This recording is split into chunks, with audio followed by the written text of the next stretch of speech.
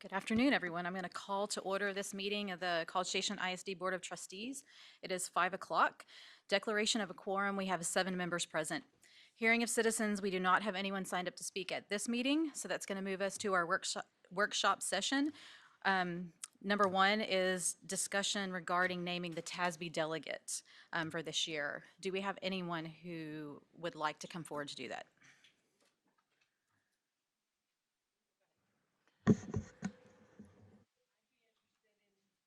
Sorry, I'd be interested in doing it again, and particularly this year, again, because it's this, we're going to be in session, and the legislature is, and it's the year when the Legislative Advisory Council with TASB has done its work, and so participated since January at the grassroots meeting, then the follow-up meeting was in Austin, and then in June, I just went to the last meeting in San Antonio. So it's kind of to close the circle to do the delegate. And then I think the other really good plus this year is finally they're letting the alternate join really in the work. So I think it can be a meaningful experience for the alternate as well, and kind of a good way to transition to maybe do it next time. And I talked with Ms. McAdams. I would love to be the alternate. And we kind of talked about, since this year I can be on the floor with her and we can kind of tag team and learn to be able to step up into that role. Okay. I'm hearing those names. Is there any other discussion or anyone else that has interest in coming forward? Okay, You need action. I think we have to take action on this one, yes. I recommend Ms. McAdams, Ms. Simmons for delegate and alternate. Second. Okay, I hear a motion to recommend Ms. McAdams as the TASB delegate and Ms. Simmons as the alternate. Any further discussion? All in favor, please say aye. Aye. Any opposed? That motion will pass 7-0. Thank you guys, and thank y'all for serving on that. That's going to move us to item 2, which is our curriculum and instruction audit. Ms. Leifer. Okay. Good evening, Ms. Hickey and board members and Dr. Harkrider. I'm going to spend a little bit of time this evening talking about our curriculum audit results. The audit was conducted by Texas Association of School Administrators Curriculum Management System. They came in and they evaluated all of the aspects within the teaching and learning department, as well as other departments within the district that had any influence on student achievement and student outcomes. The audit was initiated in December of 2024. We received our final copy in June of 2025, so it was about 6 months. In the presentation, you're going to hear an overview of the actual audit components, the focus areas, the rubric or the criteria they used to evaluate all of the information that was provided, their findings, recommendations, and how we responded to their recommendations. There were 5 auditors that came to our district. Each of them had over 20 years of experience in education and specifically in curriculum and instruction. The central question for the audit was, to what extent has College Station ISD established a coordinated, valid, and comprehensive system to manage the design, development, implementation, and evaluation of the curriculum? So the term that they give this audit for everyone, it's called a deficit audit.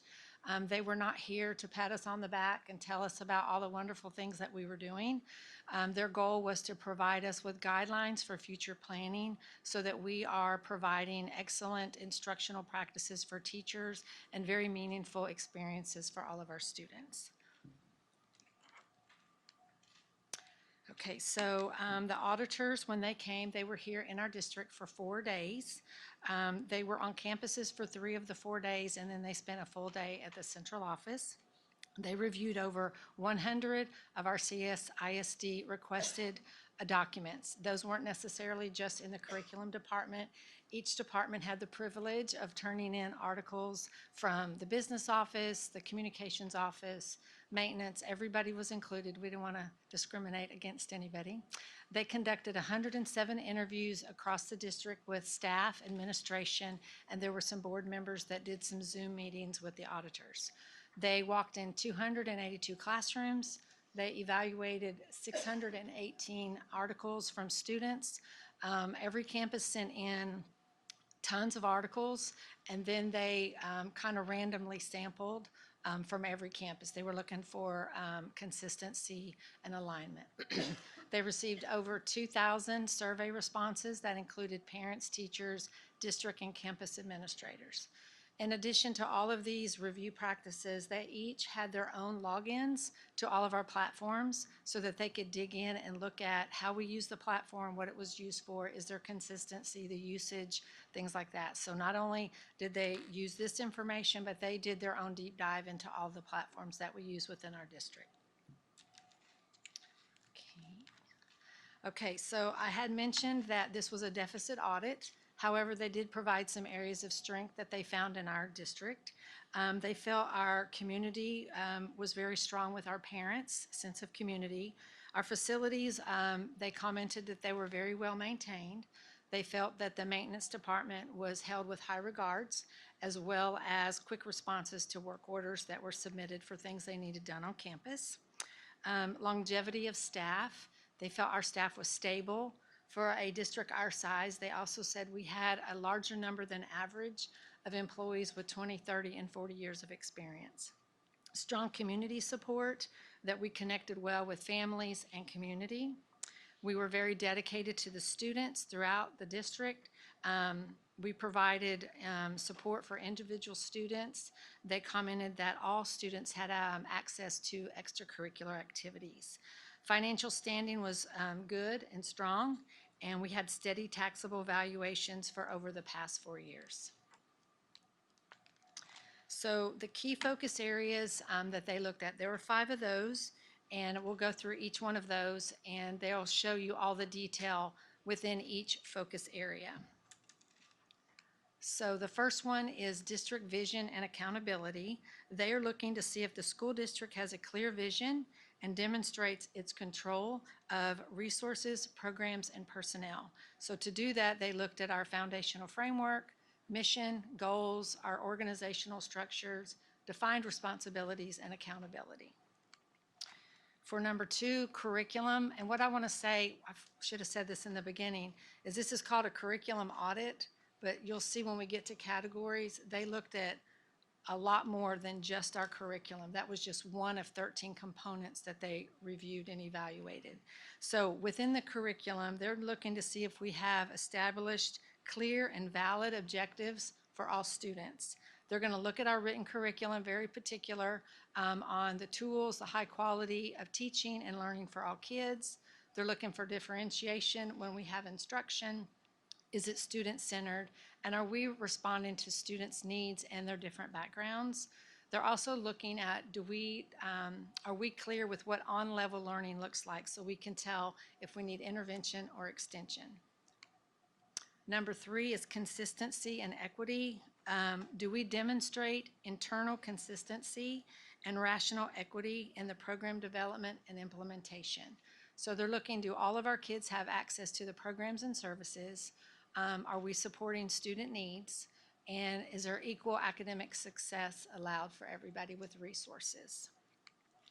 Number 4, they call that feedback, but it's a more common term that we would use here as assessments. Are our assessments aligned? Do they measure progress? And are we using that feedback to look at our academic systems? And then the data collected from our assessments, do we use that for instructional planning as we move forward? And number 5 is productivity. Is the school district, are we improving its productivity, efficiency, particularly in the area of how we use our resources? So they're looking at our systems. Are we functional? Are we effective? And are we productive? So they took all 5 of those focus areas. They looked at every component in the focus area, and then they had a rubric, so to speak. So for every single thing that they looked at, whether it was a document, a platform, a process, or a procedure, they asked themselves these 4 questions. First of all, do we have it? If we have it, is it quality? Is it consistently used regularly as required by either TEA or ourselves with the district? And is this product or document providing the results that we are intending for that product to serve? So I would like to explain kind of the process that we use, the system at central office. So our goal is to keep teachers on campus as much as possible. When you pull them off campus, they're required to get a sub. They have to prepare for the sub. They miss a day of instruction. And then they have what I call sub recovery. So they've got to take care of all the things that they missed and grade whatever they left. So it's a lot for a teacher to miss a day of instruction, even though professional learning is super important. So the system that we've put in place is that we, from central office, we work with the core leadership team on campuses. That includes principal, assistant principal, instructional coaches, and MTSS coaches.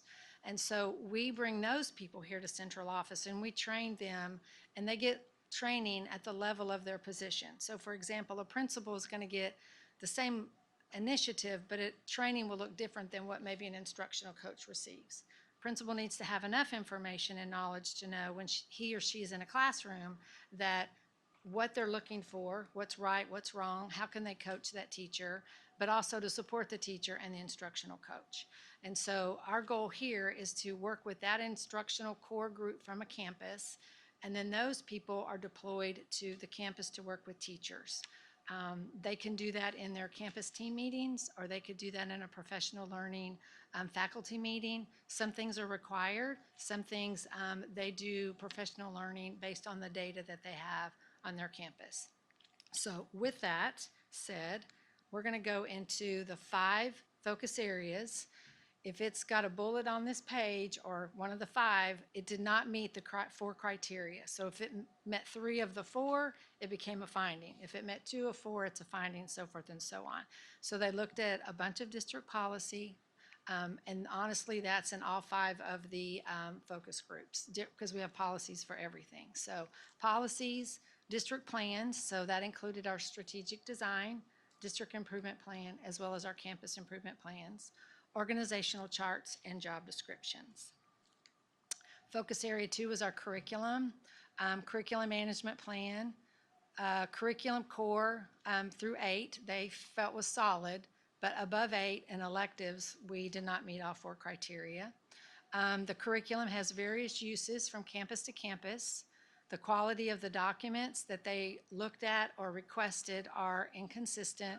Assessments are not mandatory, and there's significant differences in the alignment with TEKS of our curriculum. Focus area 3 is consistency and equity. Instructional delivery is lacking throughout the district. When they were in classrooms, predominantly they saw whole group, large group instruction. The level of depth of knowledge was at its lowest level. Differentiation in the classroom was less than 10%. The artifacts that were collected, the student artifacts, the low cognitive demands, and very few opportunities to connect to real-world application. Real quick question. yes. Just want to clarify. Uh-huh. And that's the 8th grade and above that we're talking about right there? No, that is All of it. what they saw, 8 through 12. The others we don't have, so they Okay. weren't really able to look at that. Okay. And so, yeah, let me go, let's see. I'm So going- I have a question as well. Yes. So I assume, well, this was through classroom I can't visits go or backwards. observations, right, that you referenced at the beginning, how many Yes. classrooms? Mhm. So define a classroom visit for me. Is it opening the door and looking in and walking in for 2 or 3 minutes? Or is it walking in and sitting down and watching a lesson cycle? What is their definition of a So classroom they had a visit? rubric that they used. We did not have access to that rubric, and some of it was probably 5 to 10 minutes per visit. Okay, thank you. Okay. All right, so did I answer your question, Kristen? Okay. And I guess some of it is also based on the artifacts you said they probably, Artifacts? right, Yes, yes, all of it together. Yes, the ma'am. image that we have. So also in number 3, the artifacts had limited writing expectations. The primary purpose they felt they were in classrooms was for the T-test evaluation system, that we needed to have a non-evaluatory observation system. We were lacking processes to monitor our data, which led to inconsistencies in our GT programs, SPED, discipline referrals, as well as chronic absenteeism. So feedback, our assessments, we lacked having an assessment plan, and there's no systematic approach right now about how data is used to make instructional and programmatical decisions. Core formative assessments are not mandated. 1/3 of our students are not proficient across the board. There are achievement gaps in our student groups with whites, Black, Hispanic, and 2 or more races. Students that are low socioeconomic status or emergent bilingual are generally below the district average. Productivity, the budget development process is not supported by curriculum-driven budgeting. The technology plan does not meet quality criteria to help increase instructional productivity through the use of technology. So the key recommendations, they had 7. There was 1 to do a multi-year plan to address findings and recommendations, and we're going to go over our 5-year plan.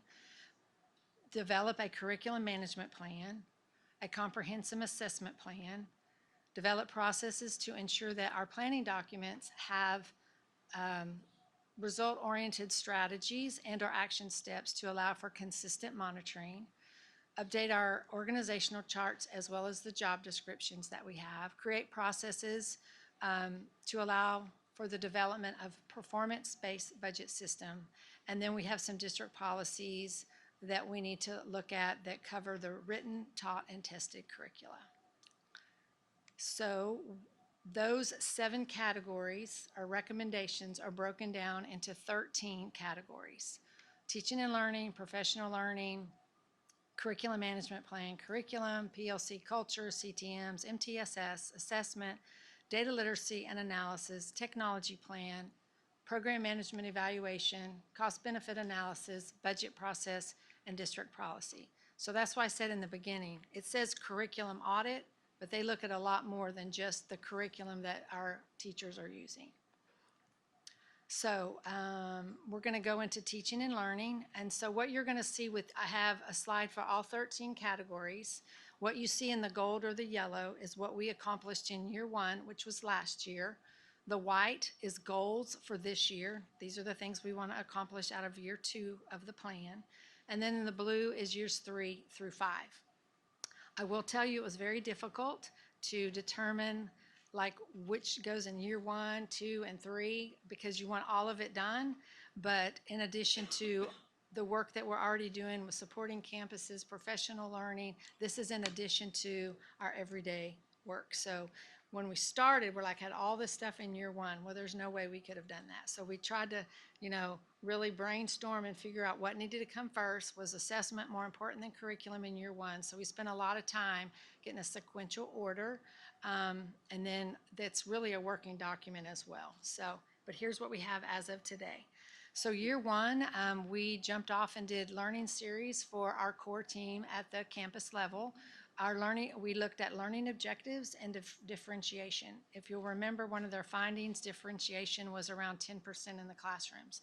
So we tried to address everything that we had in our audit somewhere in this 5 years. We also implemented learning walks. They talked about we didn't have a system for something that wasn't evaluative, being in classrooms, and so we put together a system with our learning walks, rubrics. We were all looking at the same thing district-wide every month. Principals had access and contributed to what those rubrics look like. It also gave us district-wide data to look at how often we're in classrooms. Dr. Harkrider, he shared that information with you pretty much every month, how often that core team was in classrooms and how often the T&L department was on campuses.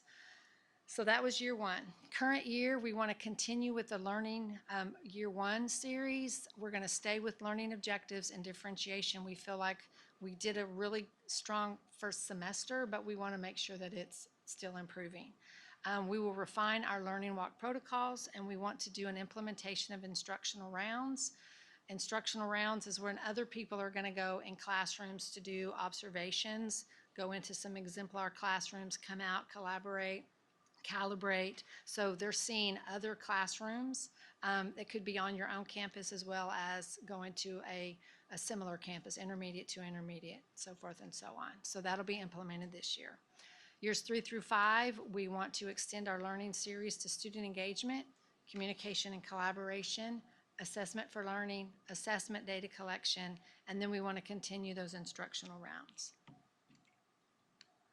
So professional learning in year 1, those are the professional learning opportunities that we attended in the current year. These are the professional learning opportunities that we have on the books as we speak today, and I included who will participate in those trainings. Like number 1, Accelerated Learning Institute, that's designed for instructional coaches, but there will also be campus administrators as well as central office that will attend so that we can support that learning. But that's what that conference is intended to support. We have MTSS for reading improvement. Our MTSS coaches will attend. Yes, We Can is in October. That's for SPED teachers, ICs, and MTSS coaches. Amplify Your Impact principles, Closing the Gaps, administrators, instructional coaches, MTSS. We are deploying a new mentor system and those practices, so that'll be teacher mentors that'll participate in that. And then our English language proficiency standards will be instructional coaches as well as teachers. So years 3 through 5, we want to look at in 2027, 28, we'll have a new state assessment system. So we've got to learn what that format looks like, what are the new expectations. So district office will go and we will learn that, then we'll come back and bring it to the district. We also want to go to a conference for assessment for learning so that we can design and develop high quality assessments for the campus and for the district. CFAs is a campus formative assessment. We're going to make sure that we're doing those exemplar and with fidelity, and then have some district assessments for all four core content. Curriculum management plan. So year 1, we attended, there was like 17, 20 people that attended a workshop. We developed a timeline, and we began development of that plan. This year we'll finalize the development. We're going to have the teacher advisory committee as well as DEIC review the draft for feedback. We'll set expectations, and then we'll establish a strong system of how we're going to use the data in that plan. Years 3 through 5, we'll finalize that implementation, and then we'll monitor and evaluate the plan as needed. Curriculum. So in year 1, we have a template that's online where people can provide feedback to the curriculum all year long. So we've collected that feedback throughout the year. We've made adjustments to current curriculum based on feedback and just instructional coaches' experience on campuses, setting priorities for content that does not have a curriculum, so our above 8th grade and electives, establish elementary writing expectations, and special services has reviewed all of their resources and goals. This year, we are going to adjust writing processes. We're going to add languages other than English and CTE curriculums. We will establish intermediate writing expectations, and the Special Services Department is refining resources. They're going to have new curriculum in dyslexia, in-class support, fundamentals, and co-teach. Years 3 through 5, we will continue the curriculum revision cycles. We will add fine arts and PE and health, establish middle school and high school writing expectations. Special services will refine cycles of curriculum. PLC culture and campus team meetings. We scored pretty high here. We have spent 3 solid years working with our professional PLC culture. And so we really last year was our 3rd year. We really refined that, and we developed pathways. Campus administration was introduced to pathways last week when they had their welcome back meeting. A pathway is they will evaluate each CTM.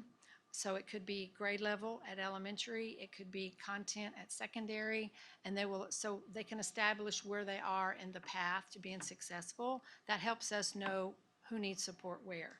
So we will implement those this year, and then in years 3 through 5, we will refine our pathways as well as our practices. The multi-tiered systems of support, MTSS. Year 1, we developed our intervention systems with our MTSS coaches, and we drafted an MTSS handbook. This current year, we'll roll out the system, we'll develop pathways for MTSS, we're going to do campus visits, and we have hired our behavior Coordinator for General Education Students. That's Laney Grawl. We snagged her from AMCMS. She's fabulous. Okay. Could you take, maybe this is a good time to take a quick, Yes. explain that role just real briefly. Okay, Yeah. so we heard loud and clear, when I first got here, when I did my listening tour, it was a lot about discipline. And so we had an assessment training in line with, and so what we did was we flipped assessment because we had been doing so much with PLCs, it was one more thing. So we flipped from assessment training to behavior solutions. And so we've gone through about a year and a half of getting training for that. But there's nobody really overseeing what that looks like in our district. Every campus went, and they're all at different places. And so this person is going to bring in systems, consistency. This person will not work directly with students, but will be on campuses a majority of her time working and coaching teachers and administrators. It's the proactive side to discipline. So we're going to teach how to behave so that people will make great choices and not have referrals in the discipline system. Sounds good. And what grade levels? It's K through 12. K through 12. 19 campuses, one person. And it was also funded through Title II and Title IV. And so that means has Title II is a professional development side and Title IV is safety. So that's how that was funded for that position. Okay, you're welcome. Okay, so years 3 through 5, we will implement the pathways that we work on this year. We'll continue our classroom visits, look at our district systems, we'll do some intervention training, and then we will refine all 3 of those items: pathways, handbook, and interventions. So assessments, you'll see we don't have anything up there in yellow. So that means last year our plates were full, but that was something that we felt to do it with fidelity, we need to put some other things in place before we really launched into that. So this year, we're looking to have campus formative assessments for each essential standard. We're going to develop a dashboard so all campuses are putting their CFA links on there, and we'll increase the accountability. One of the things in the audit was we didn't have consistency and things were not required. And so we're going to make sure that we're providing the support, we're giving the resources, but we're going to also hold them to making sure that everybody's doing CFAs for standards. Years 3 through 5, that's when next year, 27-28, we will attend the assessment training that we flipped from behavior, and we will do a 3-year plan, and we will have exemplar CFAs. Data literacy and analysis. So last year we looked at the existing data that we had in place. We identified platforms and reports that we were using. We identified the ones that would give us the biggest bang for our buck with data, and we did a lot of training for teachers, instructional coaches, principals on the data platforms as well as how to pull reports and how to use them. We also use data to drive decisions a lot more than we have in the past. So this year we're going to refine that list of platforms and reports, and then we will provide trainings as needed. In years 3 through 5, we'll have formal systems to close achievement gaps where we use MTSS. We're going to continue to use data, we're going to monitor, and we're going to have a better reporting system for closing our gaps. Technology plan. So year 1, we developed a 3-year plan, and that plan is really about improving how we use technology in the classroom. So this color coding is a little different, but this year it is, the white is what we're going to do. That is to build educator capacity. And with that, that means we'll do a needs assessment, we'll establish implementation baselines, we'll create a digital learning profile for each campus, and we'll have an annual scorecard. So year 2, we'll analyze implementation needs, differentiation, campus support, evaluate the impact, and publish midpoint implementation reports. In year 3, we will re-administer, do another needs assessment to see how we are after 2 years, measure our longitudinal growth, publish an impact report on our technology use, and revise our plan as needed. Program management and evaluation, once again, you'll notice I don't have any yellow, so we did not work on that last year. This year, we're going to have a consultant give us some guidance on a comprehensive system on how we do program management and evaluation, because that is not happening in our district currently. We'll develop templates for this system, and then we'll get feedback on the templates, and then we'll launch it in years 3 through 5. Same for cost benefit analysis. We have to do the program evaluation and management before we can do cost benefit analysis. So that'll be in year 3. We'll develop our systems, associated documents. We'll do work with committees, and we will do processes and protocols for cost benefits. So that was question 4. Are we getting the bang for what we've put into it? So this is where we don't do that right now. So we want to make sure that we are looking at everything we do. Is it giving us what we intended, and what's the cost factor? Budgeting, that's also, we've got to do those other things first. We have to be able to evaluate and to monitor, do cost analysis, and then we'll have a curriculum-driven budget system when we're evaluating the components that we're using. We'll find those systems to support our curriculum budget system. And then district policy. So there's, every focus area has policies. And so this year we're going to work on areas 1 and 2, which is the vision, accountability, and curriculum.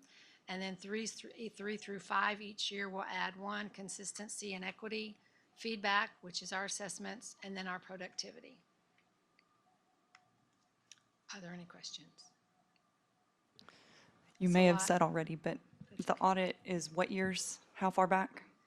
So we started giving out documents December of 2024. We got the results in June of 2025.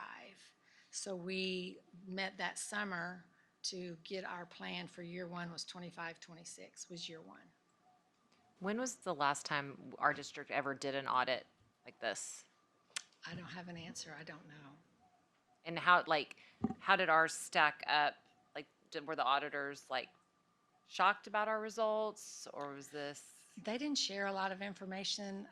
They didn't do a comparison to other districts for us. I think they just focus on what we have and don't have, what we need to improve on. They didn't share any comparison data for us.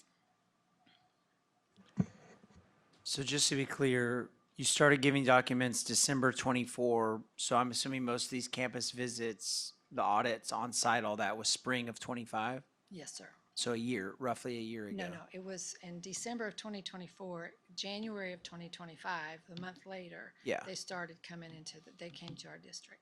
And then that's when they did the 4 days. Yes. And yes. then got the results a year ago, June 25. Right. Okay. So it took them about 5 months, a lot of phone calls, a lot of Zooms, asking questions, needing access. Through the spring, they were doing that. Yes, sir. Okay. Yes, sir.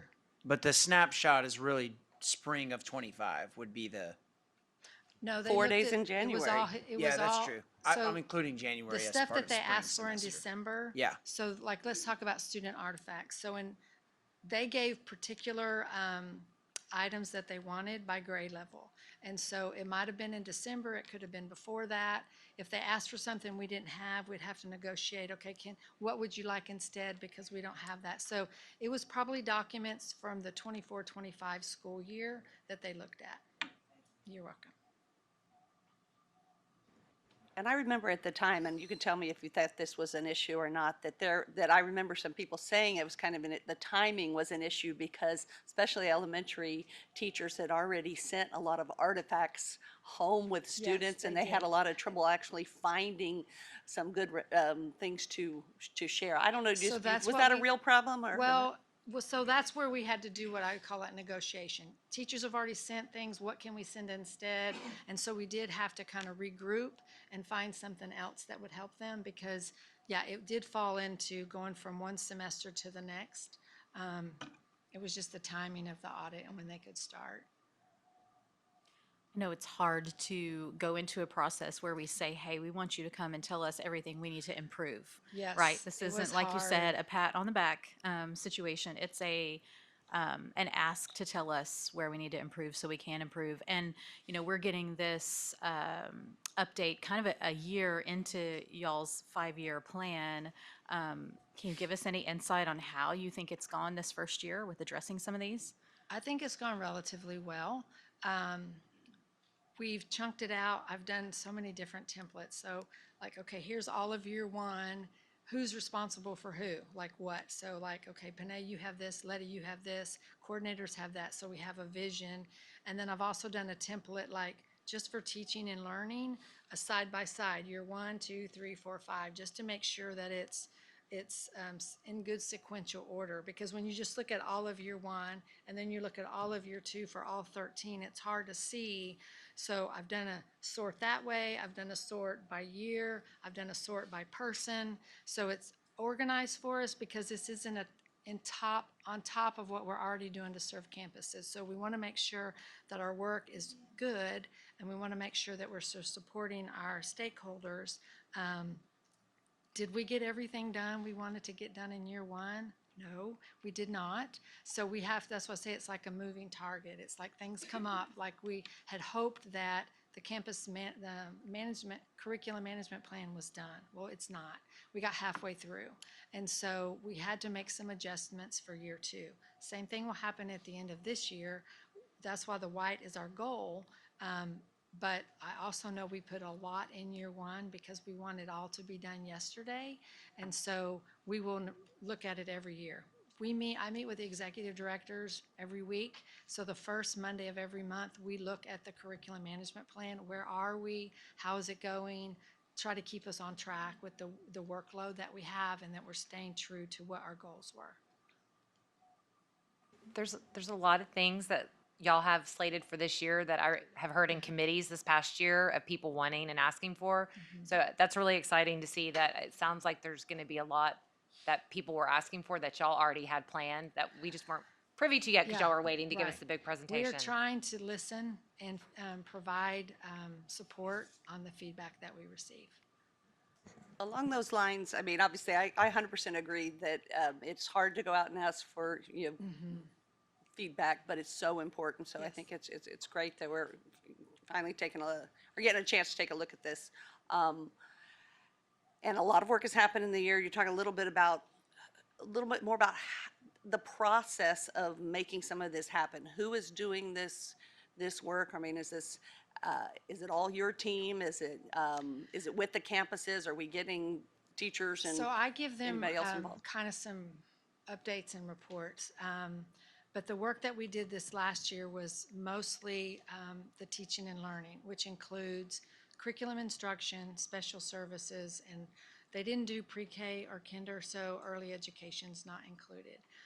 But like the curriculum management plan, that's like almost 20 people that have input to that. But once we put that draft together, it will go in front of the Teacher Advisory Committee and DEIC for feedback. The 5-year plan, that was the executive directors and myself. There was a lot to comb through. So the 4 of us, we actually went off-site a couple of days so that we could just focus on it in uninterrupted work. So it depends on the coordinators, the core coordinators, the language acquisition coordinator, the advanced academic coordinator, they're involved as well. It depends on the aspect of the audit on who's involved. The instructional coaches, they're doing 90% of the curriculum restructuring. And so it's some campus people as well. They're the experts from the campus for the curriculum piece. We just guide the work, but they're digging in. They spent half of April and almost all of May up here working on the curriculum for this school year.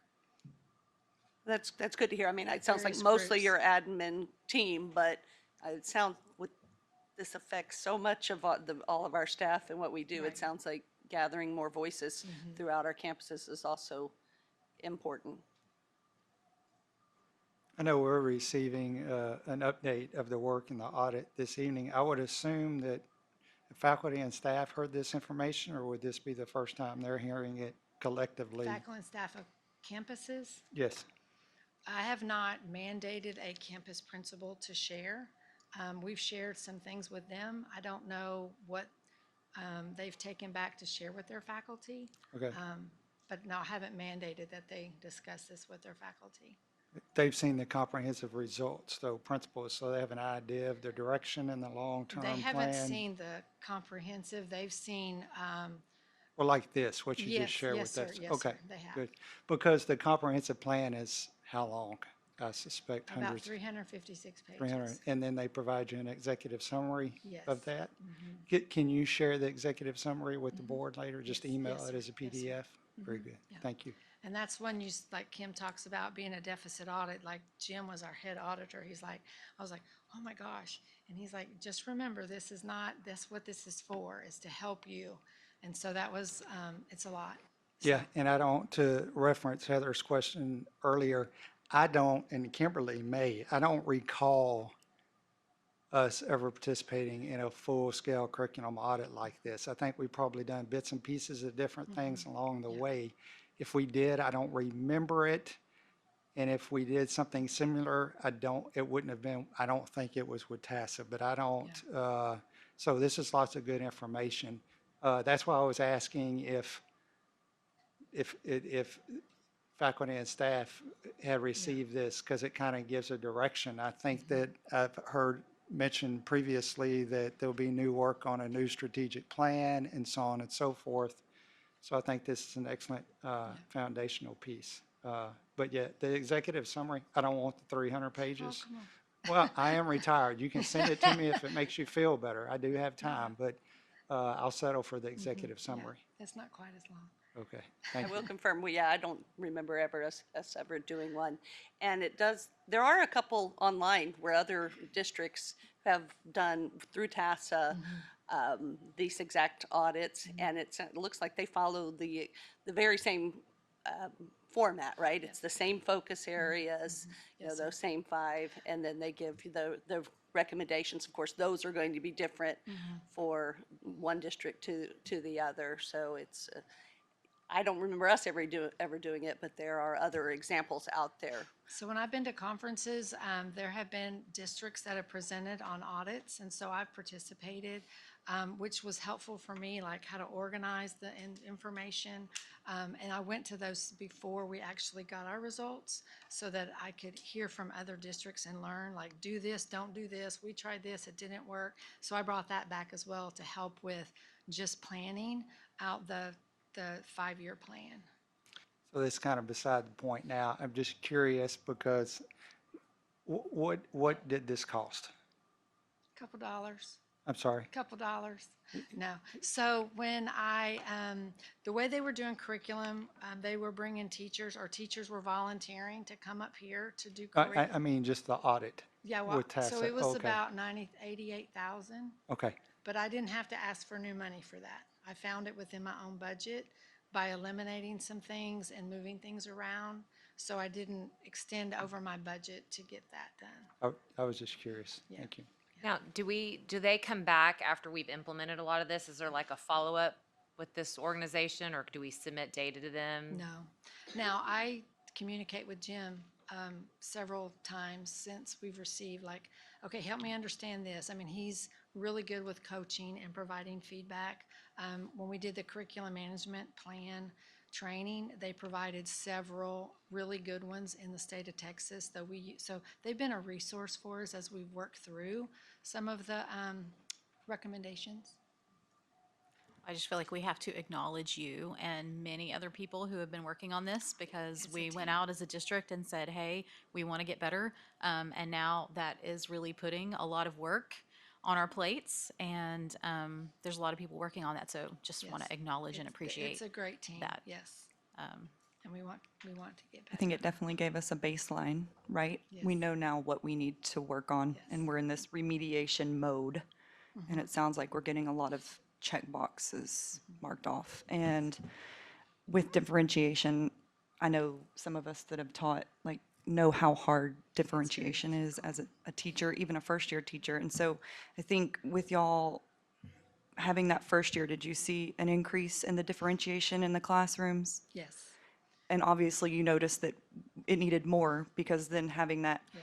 behavior coordinator hired is going to be a big piece. Well, and just with differentiation, it's challenging in itself, and so one semester we didn't feel was enough to really give the support to teachers and to principals. And so instructional coaches will work with teaching strategies and things like that, because it is very challenging when you have 20 kids in a class and On a everybody different needs something level. different. Right. So, but we need to do better than 10%. Right. And sorry, go ahead. Go ahead, Kate. Um, What is the challenge? So we want teachers to have freedom, right, Yes. to choose how to do the lesson, right? But we also seem to be aware, we've talked about some board meetings, that the state's trying to drive curriculum and Bluebonnet and different things coming down. How does this help prepare us for what may be coming? Well, I mean, I see a lot, feedback's a gift, right? So we got a lot of Yeah. good information of things we can do better. But how does this help us move forward as we work on planning CNI? So the instructional coaches are the boots on the ground at campuses. They work with all their teachers and they see where they're strong, they see where the gaps are, and they see like when the teachers are working with curriculum, what we need to provide differently. And so for an example, I mean, you can go out and buy a curriculum, it could be over $200,000. And so our framework, our foundation is solid, and the instructional coaches are just improving what we have. So before it was kind of, okay, here is on level, but you had to go and look for things maybe for intervention or extension. So we're trying to include all of that in one place. So if I'm a teacher and I'm teaching second grade math, I have kids that are on level, but I have kids that need intervention, so differentiation. I have kids that need extension. All the resources are all in one place. We're making sure that the alignment with the TEKS is across the board because you noticed that there were some variances there. So they are our experts that are on the campus but work with central office to help us improve our process. Right now, we're not interested in Bluebonnet. What we're doing is really, really good, and that's why we'll continue to refine. And that's kind of how I paid for it, was having our instructional coaches do our curriculum and not paying teachers to come in the summer. So, I think going at, yeah, there's a cost with it, but what's the benefit, right? We're trying to figure, we're literally asking, what can we do better? How Yeah. can we improve? And getting a lot of extensive, 350 pages of how to do those things gives us a lot of data. As you said, making more data-driven decisions so that we can be better, I think is a lot of excellent. times those purchase curriculums are very scripted, and so like Right. they expect a teacher to get up and just read. There's not a lot of variance for them to have their own twist on the instructional piece. And so that's another reason why it's hard to find a really good boxed curriculum. Sometimes they don't provide enough, sometimes they provide too much, so it's really hard. So we decided to go with what we have and improve it with our own people. That's excellent. Well, and after seeing some of our, positive student success that we've seen, we've gotten map data from this year, some of the other things that we've been able to see as a board, it makes me actually kind of excited to see what will happen yeah. when we also improve on these other things. So Yes. acknowledging to the teachers and staff who've been working really hard in classrooms, and our students are in are. a great place too, so. Yeah.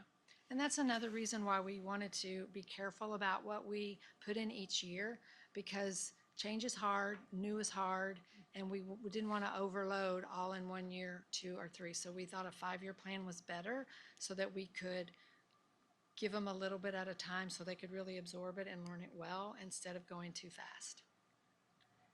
I just wanted to say a lot of good information today, but there's so much going to be happening that hopefully we'll continue to share some of those Sure. things along the way, and some of them will be things that we do with the policies and so forth Okay. at some point, Yes, right? I'll be So, back with those. Yeah, okay, thank you.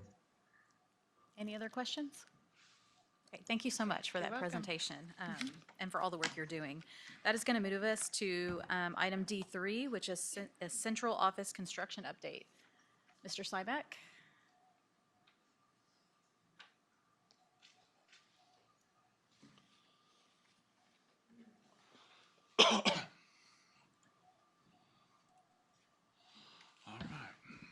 Excuse me.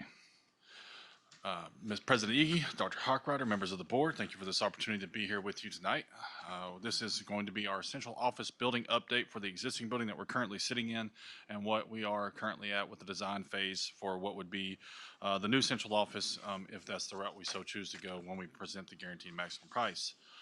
We've been hard at work at this, along with many of our other projects that we have ongoing, And so as I started to build this presentation, I really felt like it was important to kind of take a quick overview of the history as to how we got here, where we are, and then obviously go through the new central office design, the building comparisons, what the renovated office spaces would look like here, a timeline, operating cost estimates, which is something that was asked for in the previous board meeting back in January, and then a summary of our presentation. And so I did go back in January and review that film, and I answered all of the questions as best I could throughout this presentation, but I also have them scripted out so I can make sure that I provide answers for all of your questions from the January board meeting when we get to the question portion of this presentation. So here we go. As you well know, we had a bond steering committee like we always do, and this bond steering committee of 48 members started meeting in April and May of 2023. They did take a tour of our current central office, and that was whenever they decided that in the bond election that they called in November of 2023, that within Proposition A, they would include money for us to be able to expand on or to buy an existing building within our CSISD boundaries. That was a budget of $31.11 million, and it passed at a 69.35% clip in November of 2023. And so, as the Long Range Planning Committee viewed here and walked through our facilities and checked out our current office spaces, what we've been operating off of is the need of 90,000 square feet for a district our size. And so that's where we've been. That is not 90,000 square feet in one building. That is how can we get to a combined 90,000 square feet by utilizing this building as well as what will be a new central office building. You know that the funds were included for us to purchase and renovate an existing building within our boundaries. We did explore that. We explored it fairly quickly.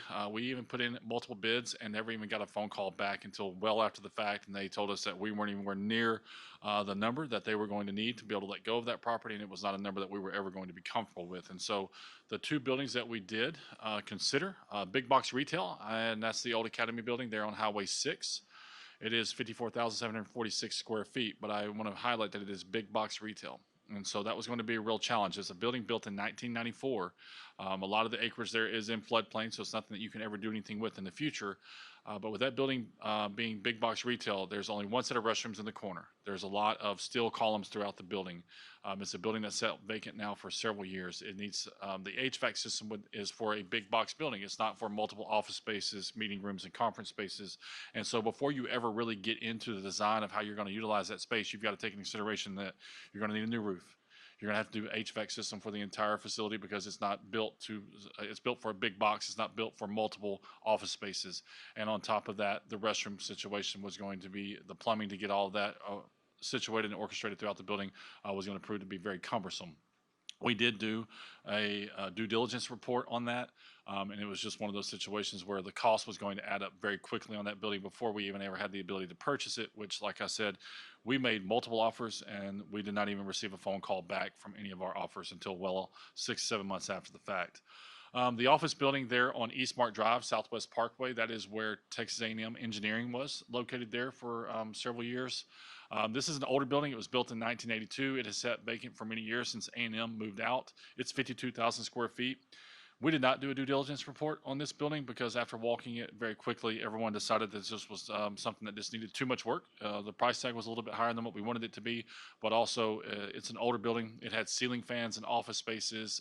It was not something that was going to allow us to provide large group meeting spaces and have flexibility with the design just because of how it was built, the bones of the structure. And so with that, we landed on the decision that we felt like it was the most cost-effective solution was for us to design and build on the property that we currently own on Sylvester Road. We've owned property on Sylvester since 1997. We purchased 10 acres in 1997. In fact, as we went through a process with the city and we were meeting with planning and zoning, one of our former board members, Mark Chalupka, I believe was his name, stated at that meeting that they purchased the 10 acres in 1997 with the intent of someday building a central office on that property. In 2016, we purchased the additional 30 acres that we now have for a total of 40 acres there. We reconvened the Long Range Planning Committee in January of 2026, and those members present voted to approve the new plan. So as you well know, we started this process with you all on January 26, where you approved Pogue to be our construction manager at risk. They are currently our construction manager at risk for the CTE Phase 2 project, which we're currently in the midst of wrapping up. And then this month, after this presentation with the presenting to you today, At the end of this month, we'll be putting everything out to bid. And then we'll do a bid analysis through the month of August and bring to you a guaranteed maximum price for approval or disapproval in September. Behind the why. And so it's not a secret. 44,000 square feet for a district our size does not meet the needs of our central office campus. Our staff has outgrown the building. We have commandeered conference rooms. We have commandeered closets. We have people that are doubled up. We have people that are tripled up. We've taken meeting rooms and we've turned them into offices. We've taken conference rooms and we've turned them into cubicle spaces for 7 and 8 people. And so on top of that, parking and storage is also just as tight in this building. And I think perhaps one of the greatest benefits of us potentially building a new central office is the opportunity to finally move DAEP away from College View High School. I talked to every administrator that has ever worked at College View High School, from Mr. Grimes to Jeremy Stewart and Mike Heath and so on, and they all 100% said that College View is never going to reach its full potential so long as DAP is there because of how it monopolizes their time. They don't have time to support the teachers that are currently on their campus. They don't have time to currently support the students that are on the campus, to recruit new students, to develop their programs, because their time is so monopolized by DAP. And I think this is really the greatest opportunity for us, is to move DAP into this existing building. I'll show you how that can be done here in just a few slides. So the existing building, child nutrition, kids club, and early education all get an increase in square footage. Those three programs will be staying here. They were talked to and visited with, and they all three opted to be here for the centralized location. Kids club obviously works with a lot of college students. This is more centralized located than what it would be on the east side of Highway 6. Child nutrition felt like it was best for them to stay here. Their biggest need and want was to have a test kitchen, which we've been able to carve out for them and do if this were to go forward. And then early education has got their system down. Their families know how to find them here, and they really felt like they were best to stay centrally located.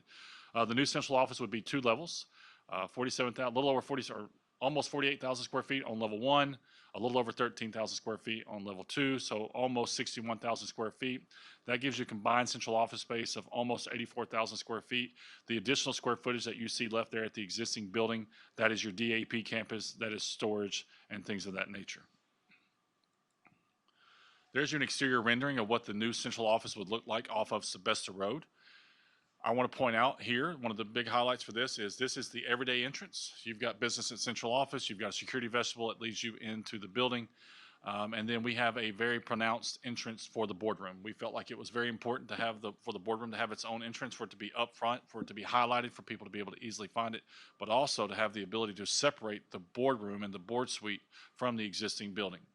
Whereas today, if somebody needs to go to the restroom across the hallway, they have full access to walk down the corridors of central office. This maintains that everybody is within the same space whenever they're there at central office, and obviously providing more safety. First floor plan, biggest highlight for you here is going to be the pink color, if you will, and that's going to be your conference spaces. And so you'll see right offhand, you've got 3 large group training facilities that are available. I'm going to also point out this is the boardroom. It would also be available as a large group training facility. It's a flexible space. And we'll talk a little bit more about the boardroom here in just a little bit. But as you come in the door, you've got a security vestibule that leads you into the front office area. You're going to have your receptionist. You're going to have your deputy there on the site. And then as you come in, you're immediately going to be, once you're in the vestibule, then you have the opportunity to go here. This will be Education Foundation. Working to the right is going to be Fine Arts and Athletics. And then one of the highlights here, you've got the business office and you have human resources, and they both work very closely with data services, but data services is located all the way in the back half of the building. It's on the back 40. And so one of the benefits of having data services in the same building as the business office and human resources, it allows for easier, more collaboration. It allows for them to be under the same roof. It allows for easier access and everything else. And it really brings together a more cohesive team when you put them all under the same roof instead of somebody being located in this separate building. Because sometimes it becomes cumbersome to line up schedules, and it can be out of sight, out of mind. You think about something, but then you don't see them because you have to go make a special trip, and people don't always make the special trip to the back or vice versa. Here with the business office, you'll also see that you've got cubicle space there in the middle, cubicle space here in the middle for HR as well. Currently, HR and the business office would each get their own conference rooms. They don't have one at this time. They did have one, but several years ago, or a couple of years ago, we had to commandeer it and turn it into an additional office space. And so the biggest conference room that is utilized on this campus most frequently right now is the superintendent's conference room. And then the biggest highlight of the training space for anybody in the district is this boardroom that we're currently sitting in. Any of the gray space is going to be your storage, your toilet service, and toilet and service industry that we have to provide for the campus. And then here, the orange is going to be your superintendent suite. And then obviously you've got your board conference room, your superintendent conference room with access to the boardroom. One of the unique features of this boardroom is going to be that Ezra, instead of being stuffed back in the closet, will be able to be right off the edge of the boardroom and be more visible for us and have a better understanding of what's happening with the boardroom, not always having to watch the cameras. And so the second floor, again, more meeting space that you see readily available. The light green is going to be teaching and learning with cubicle space there readily available. This is going to be student services, and then again, more conference rooms throughout the building. And we'll highlight the increase in those in just a moment. And so one of the things I want to point out about the site plan is obviously a lot of this area in the back, a reworked detention pond, a current detention pond that's already there. This is a tough piece of property. We really don't have any access except for one way in and one way out. And so we've been very strategic with how we've placed this building on the property.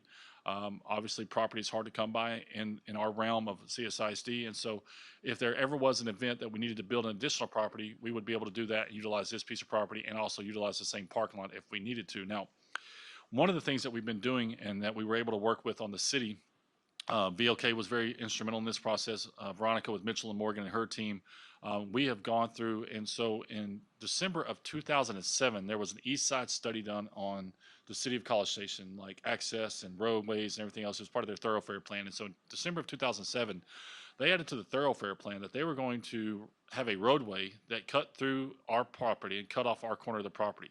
We would have been responsible for building that roadway. It would have cost us between $1 and $1.3 million to implement and execute that plan to build that roadway.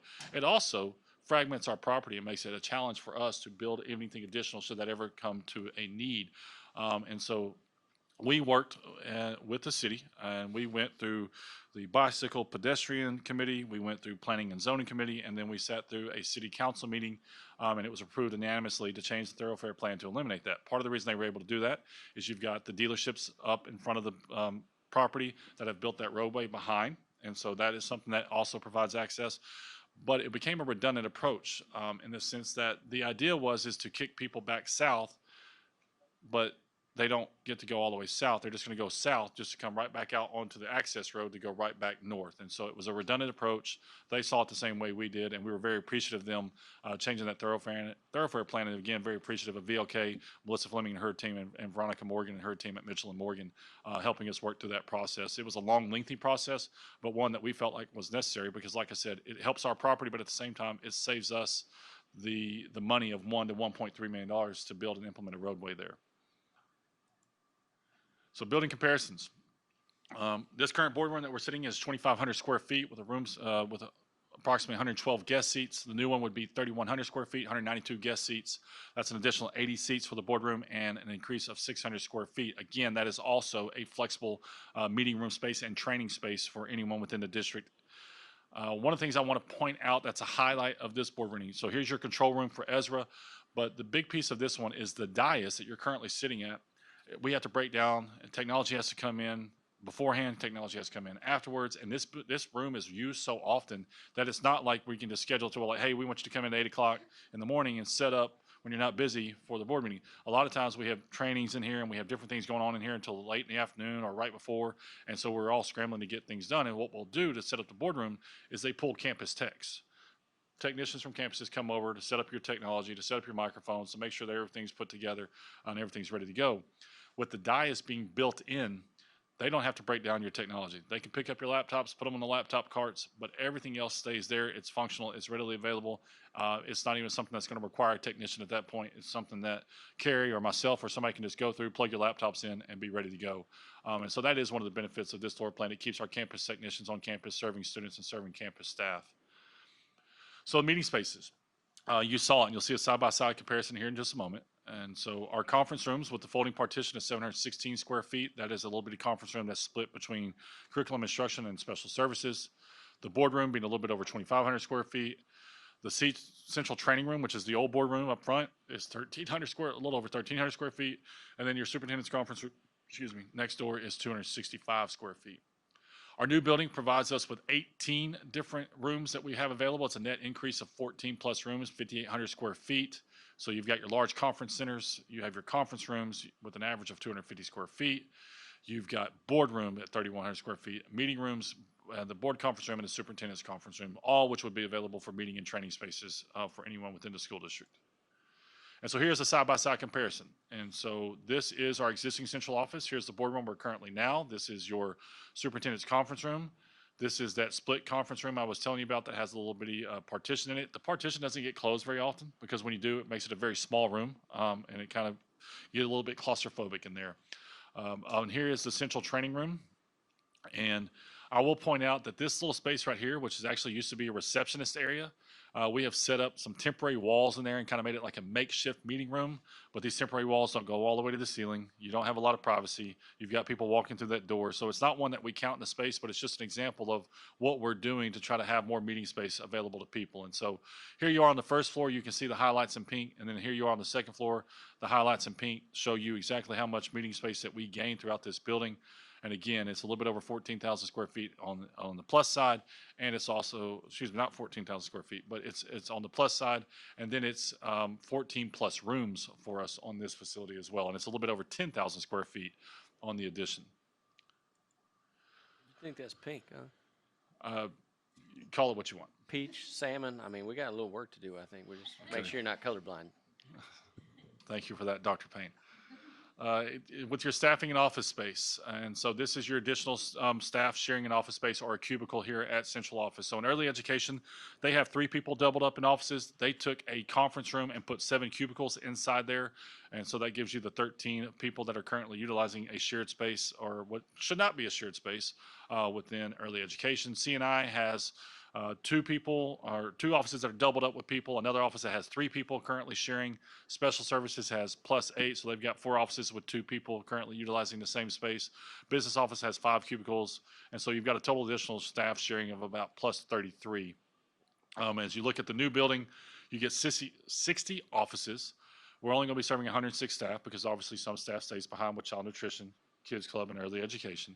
You get the addition of the workstations and the cubicles that I highlighted out, and then you've obviously got space for 4 different receptionists throughout the building.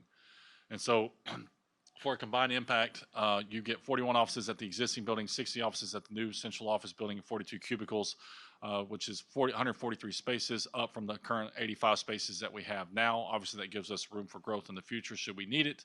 And from there, and then again, I think one of the greatest benefits is what it does for College View by being able to move DAP to this campus. Currently, they're using 8, well, they would have 8 classrooms here and 9 offices. Currently, they're using 7 classrooms at DAEP or on the College View campus, and I can highlight what that does for them here in just a moment. Parking is always an issue, and it always has been an issue here on this campus. It's gotten to be even a greater issue since we've had all of our construction projects ongoing with the stadium next door and across the street at Consolidated. And so it's always proven to be a challenge. And so we currently have 137 parking spaces. That's combined with 133 standard and then 4 handicap spaces. And we have to put signs up to tell our students not to come over here and park. And so it's not always that they're readily available. If you leave, very often you're not going to come back to a parking space depending on what's going on at central office. We're utilizing New Oasis Street across the way and parking all the way down on this side of the street along the curb. The new central office would provide 204 parking spaces. We are going to run an alternate, and that's just going to be, that's not guaranteed. It's going to have to be, it's going to depend on the final budget as we go through the bid analysis. But that would take us up to 244 with the alternates. But for sure, it's a confirmed total of 204 parking spaces, which is an increase of 67 parking spaces for us readily available at central office. Excuse me.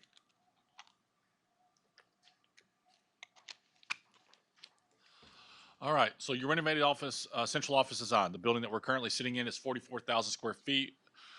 Tax deeds show that A&M Consolidated High School transferred ownership to College Station ISD in 1984. That's as far back as I could find. This was originally a strip center when we took it over. And so the programming would be, obviously, the programs that would be here, but the big one, moving DAP opens up 7 classrooms at College View High School. This allows for increased programming and enrollment, but also allows College View to operate independently of DAP. I did research. I tried ChatGPT. It was kind of hard to do it that way, so I just started making phone calls. I talked to architects. I talked to different people in my positions. I talked to different principals that I know. 5A and 6A programs do not very often have DAPs affiliated with another campus. In fact, Bryan, a little over 10 years ago, moved their DAP to the Hammond Oliver Annex building, and then since then have moved it to the elementary school that they had boarded up. So they've moved it twice, because originally, whenever they moved it, it was with their early education campus. And so they moved it away, and they've since moved it to an elementary school that they had previously boarded up.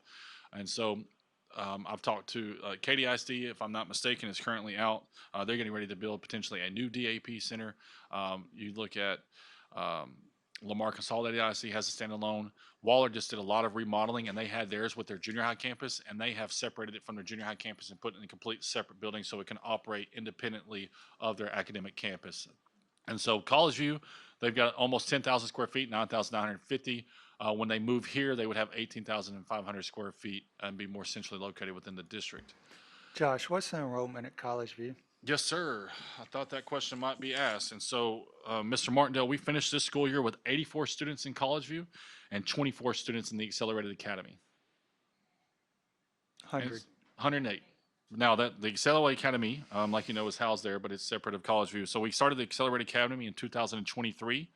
And so the greatest number of students that we've had at College View when you combine the Accelerated Academy was in 2023, and we had 149 students. That's the highest enrollment that we've had at College View since it opened back in, 2015? And so currently we finished the school year with 108 students at College View High School. It has a functional capacity, meaning it can handle this many students with ease, of 285 students. Not counting this adjustment or including this adjustment? Not counting, if you take away this adjustment, it actually goes up to 465 as a functional Okay. capacity. So as is. As is, it's 285, yes, sir. Got it. Thank you. Yes, sir. Josh, roughly how many students in DAP at a time? I know it You're going to be varies, anywhere, it varies. but just It- give me a random Call it day. 40. 40 students. 40, yes, Okay. sir. Peaks at 60 or 70? That would be a high. That'd be on the Okay. high end. I would say you're- 50, 60. Yes, sir. I Okay. think you're more And conservative probably there. never below 15 or 20. 15 or 20 when you start the school year. Yeah.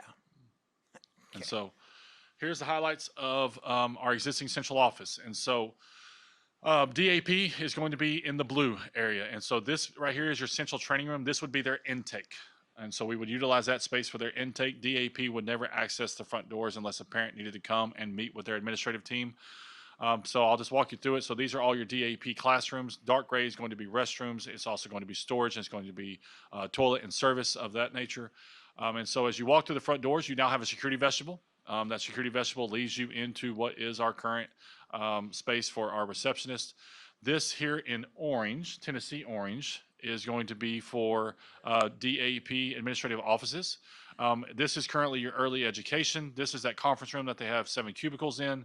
This is Kids Club, which Kids Club gets a big shot in the arm and a big increase in their space. In fact, Kids Club increases their space by over 8,600 square feet by moving from here, where they have 2 offices, a storage closet, and a receptionist area, and then a couple of bullpens.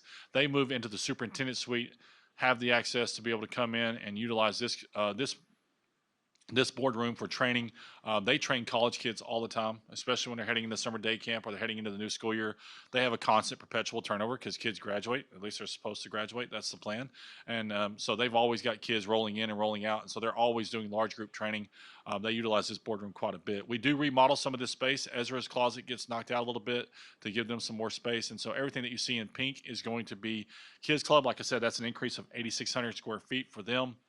What you see in green or lime is going to be for early education. They moved from this area here where, like I told you, they have plus 13 that are currently sharing offices, 3 with 2 to an office and 7 people currently in cubicles in this area. They moved back here to this space. Dark gray is going to be also storage space. And the reason I highlight the storage space is because currently Kids Club is paying almost $20,000 a year for storage facilities. Now that has increased dramatically since 2021. They were around $12,120 or something to that effect. They're almost at 19 grand right now. And so that is money that they can save, put back into their budget, because they'll be able to utilize all of their space here that we're commandeering for them to be able to get out of that storage, to be able to keep it here on site, not have to travel and have it readily available to them. You come over here, and this is going to be child nutrition, who stays in the same place, but we reworked some of that area to meet the needs of Bridget Gillett and her team. And like I said, one of the biggest things they wanted was a test kitchen. We're able to provide that for them right here. Now, the big thing about the test kitchen is it's the actual convection ovens. It's the same ovens that we utilize on campus. It's everything the same as a campus kitchen. So now, when you have vendors or different people coming in trying to help them understand and sample what we're going to be putting on our service lines, they can do it here and actually have a real feel for how long it takes to cook, what it cooks like, what it tastes like, textures, and different things of that nature, and pretty much replicate what we do on campus with our kitchens. And so moving DAP into the existing building gives College View more space. That's 2,033 square feet, 7 additional classrooms to expand their opportunities and offer their programs to more students. Like I said, currently our enrollment is 108 students if you count the Accelerated Academy towards College View, with a functional capacity of 285. We have room to grow there. We have a new principal there this year. She's also going to be handling DAP at the same time. Dr. Slayton comes with a wealth of experience and has a lot of great ideas on what she can do to expand upon that program. But in talking to every principal that's worked at College View High School, I don't know that that's ever going to be an opportunity for that school so long as DAP is in that same building. And so Kids Club, the highlights, saves the 20,000 they gain over the 8,600 square feet. Early education stays centrally located. They increase their square footage by 7,800 square feet. Child nutrition, gets their test kitchen. They get an increase in square footage. They get their space reworked to better meet their needs. And then you get the added security benefit of having a security vestibule. Now, there are some things that we've done to increase security on this campus. Everybody enters through the same doors, but not having a security vestibule is certainly one of those big hurdles that we want to make sure that we get addressed with this process. So timeline. Here we are. It's July of 2026, and so this is me presenting to you the design process. We're going out to bid on July 22nd. Those bids will come in for us in August. We will take August to do a bid analysis, and we'll bring to you a guaranteed maximum price in September. If you recall, initially we thought we were going to bring this to you for a guaranteed maximum price approval or disapproval in August. We changed, and we pushed it a month because throughout this design process, the Iran situation has unfolded.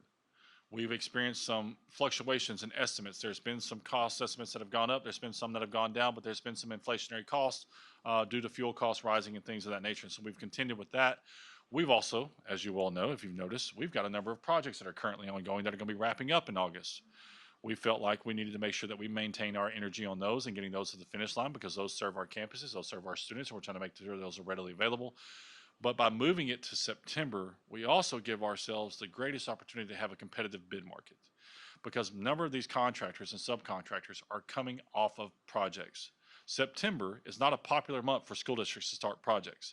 And so there's a lot of these contractors that don't have their next projects lined up. And so we're going to get a more competitive bid market, which will help us develop a more competitive guaranteed maximum price to bring to you in September. Now, it does hurt us a little bit in the sense that we're going to be, if this all comes to fruition and y'all approve the guaranteed maximum price in September, we would be ready to break ground the very next day to get moving and mobilize.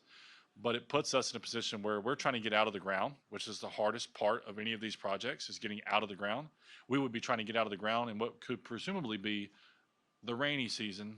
Not that you could tell based upon the way the summer's gone, but it would maybe be the rainy season, which makes it a little bit more challenging to get out of the ground.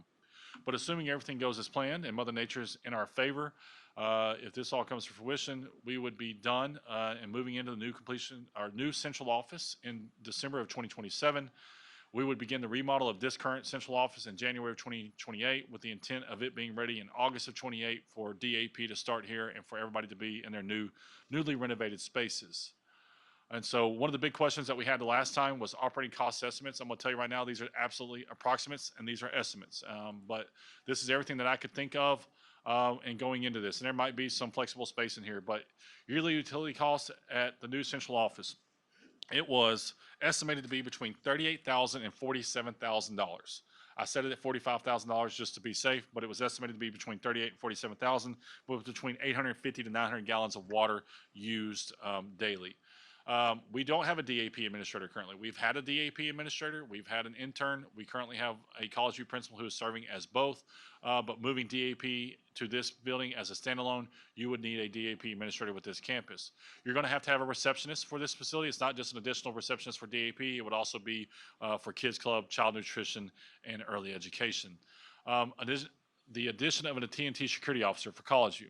That is because the school resource deputy that is currently positioned and stationed at College U High School would come with the AEP. We feel like it's really important that there be a uniformed officer working with our DAP students. That can be a really challenging group of students at times, and we really feel like it's important for them to have the presence of a uniformed officer. TNT security officer is much more affordable for us, far less expensive than what it would be for us to hire an additional deputy. 2 additional custodians. You might potentially be able to get away with 1, although the studies and the research would show you that with this amount of square footage, you would likely need 2.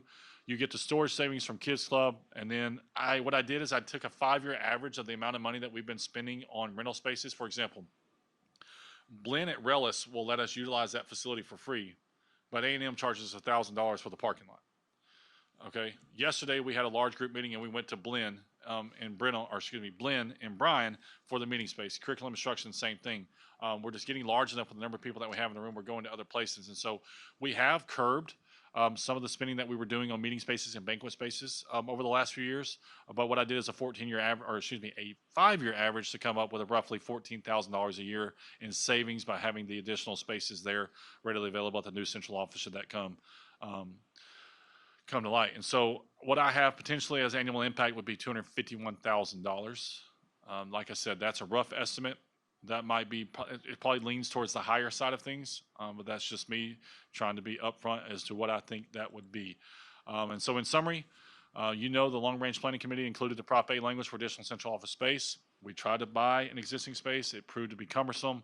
It proved to be inefficient and costly. Designing and building on property that we've owned since 1997 was what we deemed to be the best and most appropriate approach to utilize these funds. We went back to that with January 26. You guys know that you adopted the CMAR POG construction in January, and then here we are. I think the biggest highlight and the biggest improvement for students throughout this process is the new central office will provide additional square footage, bring teams together under one roof, but it gives College View High School the opportunity to stand independently from DAP. And I don't know that we're ever truly going to be able to grow or evaluate College View High School without DAP being removed from that campus. And so I've got questions. I know if you'll humor me, I went back and watched the video from January, and I wrote down all of your questions from then. If we choose not to spend the money, what happens to the bond money? There's 3 different things that you can do. You can transfer to other authorized projects. You can take it to voter approval for a new project, or you can do it for debt defeasance, which is the most common route. Unused funds are used to pay off principal and interest on existing bond debt, which saves taxpayers money in the long run. But another most common is to transfer it to another authorized project, depending on the language within your proposition. Can the money we've allocated now be utilized later if we choose not to proceed with the project this time? Yes, we have certainly spent some money since we were approved to go through the design process. Our geotech reports, your civil engineer, all the different things that come with that, those would be good for about 5 years. VOK, the money that we've spent with them throughout this design process would be good to go. They would be good unless we came back in and started making changes and modifying things. But what you run the risk of is you never know what's going to happen with code. You never know what's going to change with inflationary costs. It'll never be as affordable today.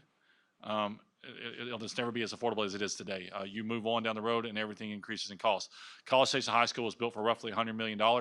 If you were to try to build a high school of that size now today, you would be well over $350 million just to build a high school the same size as College Station High School today.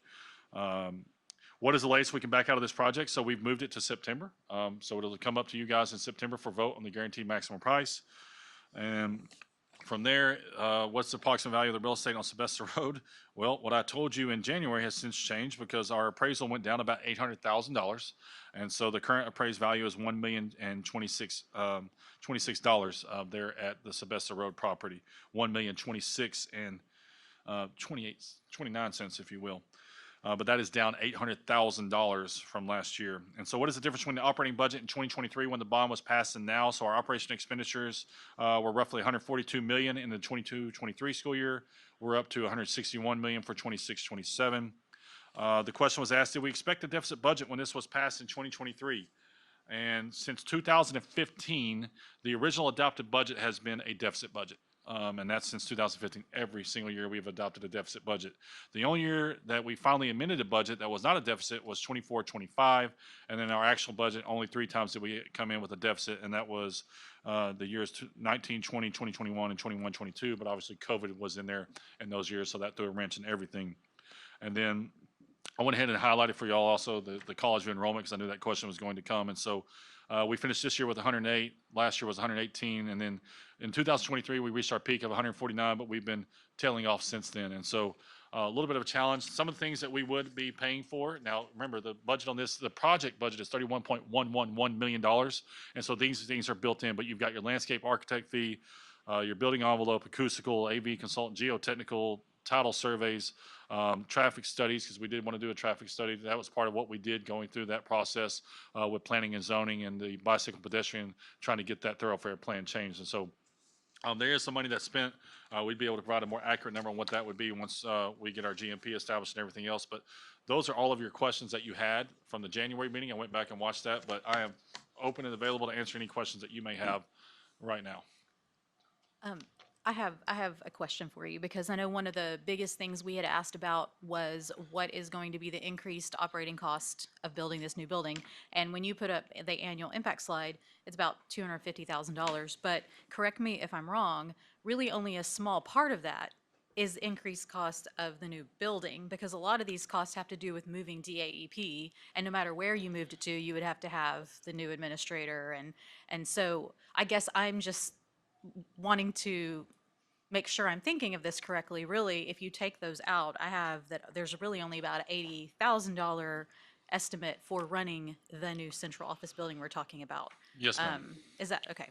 That's how I see it, but I wanted to put everything up there because there's moving parts to all of it. Sure, So and I didn't and want we it there to. do want to move DAEP, but just to kind of separate out the two different costs here, because a big chunk of that cost is for us to be able to move DAEP, and better utilize College View High School, which I feel like is a different part of this is all. And so obviously, like I said, we purchased this building in 1984. It has since been remodeled. I mean, we're currently sitting what used to be a warehouse. For electric and our current utilities on this building, we pay about $105,000 a year. For water, we pay about $11,000 a year, and I could go on. But electric's about $8,700 a month. Water is going to be about $916 a month. And so, by building a new building with new code and new specs and everything else, you get much more efficient. And so that's why that estimate's between $38,000 and $47,000. I placed it at 45 just to be a little bit more on the high conservative end. I didn't want anybody to think that I was trying to lowball the number. So everything I weighed was on the higher side of things. But we're $105,000 a year here at this building right now. Yeah, I just think it's important for us when we're thinking about budgets and all of that kind of stuff to recognize that the actual cost of that facility is only about $80,000 that we're estimating, and the rest of it has to do with a decision with DAEP, which is positive, but also something that wouldn't absolutely have to be done if we were in a situation where our budget was tight. Since this is up there, I think, if I recall, last time we had mentioned actually having a security guard at the new admin building, which or were we just talking about having security So- guard here for DAP? I mean, I know we We don't would have have- one here. The DAP officer, the current sheriff deputy that's at the SRD that's currently at College View, or excuse me, at DAP, would come with DAP.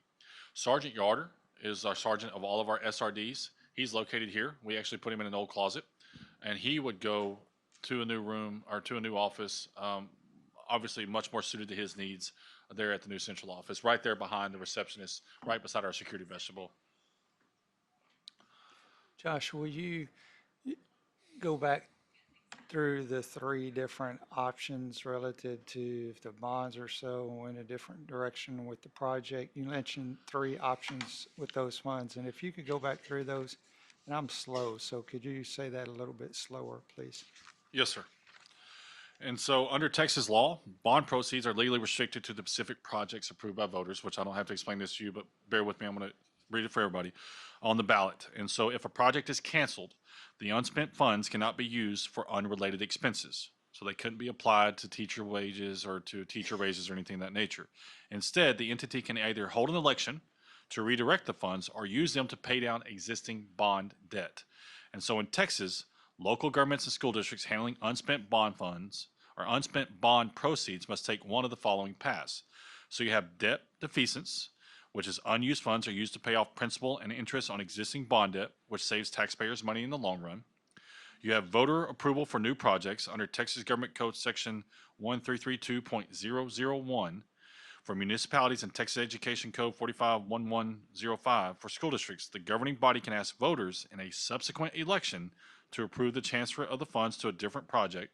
And then one of the most commonly used, depending on the language within the proposition, is to transfer to another or to other authorized projects. So if the original ballot proposition included broad language, improvement to district facilities, the money can sometimes be shifted to another project in that specific category without a new election, provided the original purpose has been fully accomplished. So that would not be an option until we're 100% complete with all the projects that we have. As you well know, we're very close to finishing all of our bond projects that were called out in 23 and 24. We've been very aggressive with that, and we're about to wrap many of those projects up here in the next 2 months. Thank you. Yes, sir. But just to clarify that piece of it, I mean, just an example, we had buses on the bond. We could go buy more buses in the future. I'm looking at Heather Wilson because she did talk to our legal counsel today, and Yeah. she's much more familiar with this than I am. So I'm calling a friend.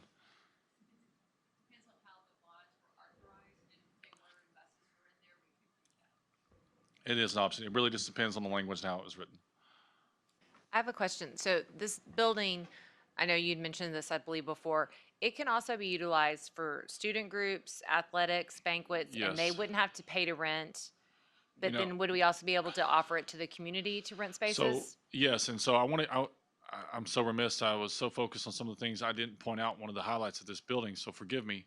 But yes, and so one of the reasons and the purposes for having this design where the boardroom is separate and it's separated from the rest of the building is so that way if people needed to utilize the large group training spaces, they've got a kitchenette, they've got the opportunity to provide food, and they have a larger space to be able to provide everything that they would need. As far as community goes, we're actually building some community involvement into this. And so, we have at College View currently the Bridges program, which is our 18 plus program. And they've been coming to us and they've been wanting to do something related to like a coffee shop or a coffee bar, like Coffee Bar on Wheels. And so this turquoise color or whatever this color is that Dr. Payne might call it, there in the middle is a Bridges coffee shop.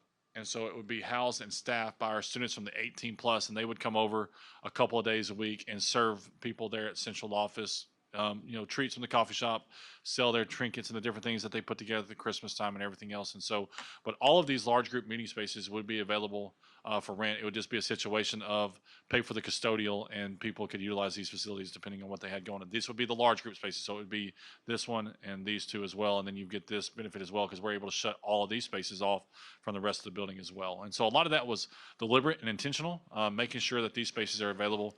For example, I went to Legends Event Center in Bryan 3 separate times this year for some type of function for my kids related to the school district because they've got a larger space, they've got a more communal space, and it's easier.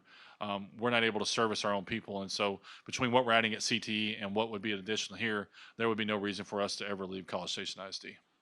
So Josh, you mentioned the two facilities y'all kind of explored for renovation. It wasn't really cost effective.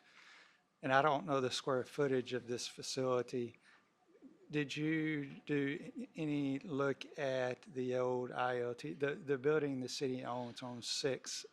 And I don't know the square footage. That may not have served the purpose. I'm just curious. So we did explore a little bit of the option of the police station, Right. the existing police, or the old police station, the old ILT high school building. And so we actually have a couple people that work for us. That building certainly comes with some baggage. The square footage is very similar in line to what we have there. I don't remember what it is off the top of my head. I can get that information for you. But what we were looking at there with the location and everything else, that wasn't going to be a building that was going to be as conducive for us. It didn't give us the opportunity to provide large group meeting spaces because of the bones and the structure of that building. It wasn't going to be something where it was going to be easy to come in and knock down a bunch of walls and make a conference room or a boardroom, if you will. It was not going to be conducive to what we needed it for. We were going to spend a lot more money trying to remodel that building. And I will tell you now, having been doing this for the last 2 years, it is a lot easier to come out of the ground than it is to remodel a building. Yeah. And I have, and first, there's absolutely 100% agree that it needs to be additional space for central office. People are in closets and everything else. So I understand that need 100%. So, and this is more for Dr. Harkrider, if you can kind of vision with me and just tell me your thoughts on this. So every budget presentation we get, declining enrollment is a concern. That's why we did open enrollment this year as well for our district. So let's say we move forward with this new facility and it's ready in a couple of years, and our enrollment has continued to decline over the course of those 2 years. And we're opening a new central office and we're struggling with low capacity at, let's just, X elementary school or two. And then we're having to have a conversation about closing an existing facility, and nobody can see the future. Maybe that's the answer to all of this, but this is just what I worry about, the possible optics that could play out with this particular situation. So I just curious as to your take on, I hope you understand what I'm saying. Yeah, I totally understand. And I would start with, you're right, I don't have a crystal ball. So I don't know what it's going to look like 2 years from now.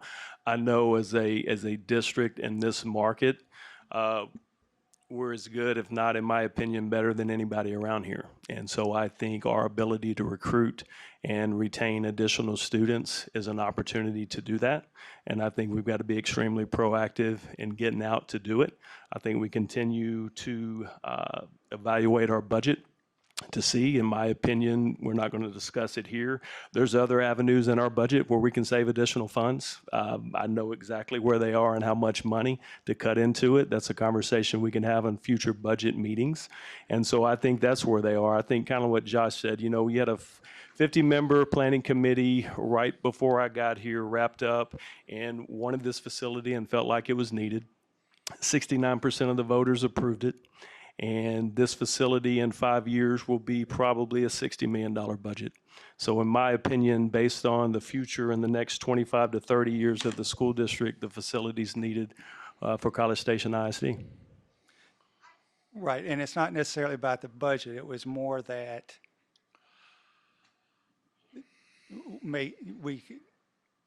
how many have we acquired with a new open enrollment at this point in time for next year? Somewhere between 25 and 30.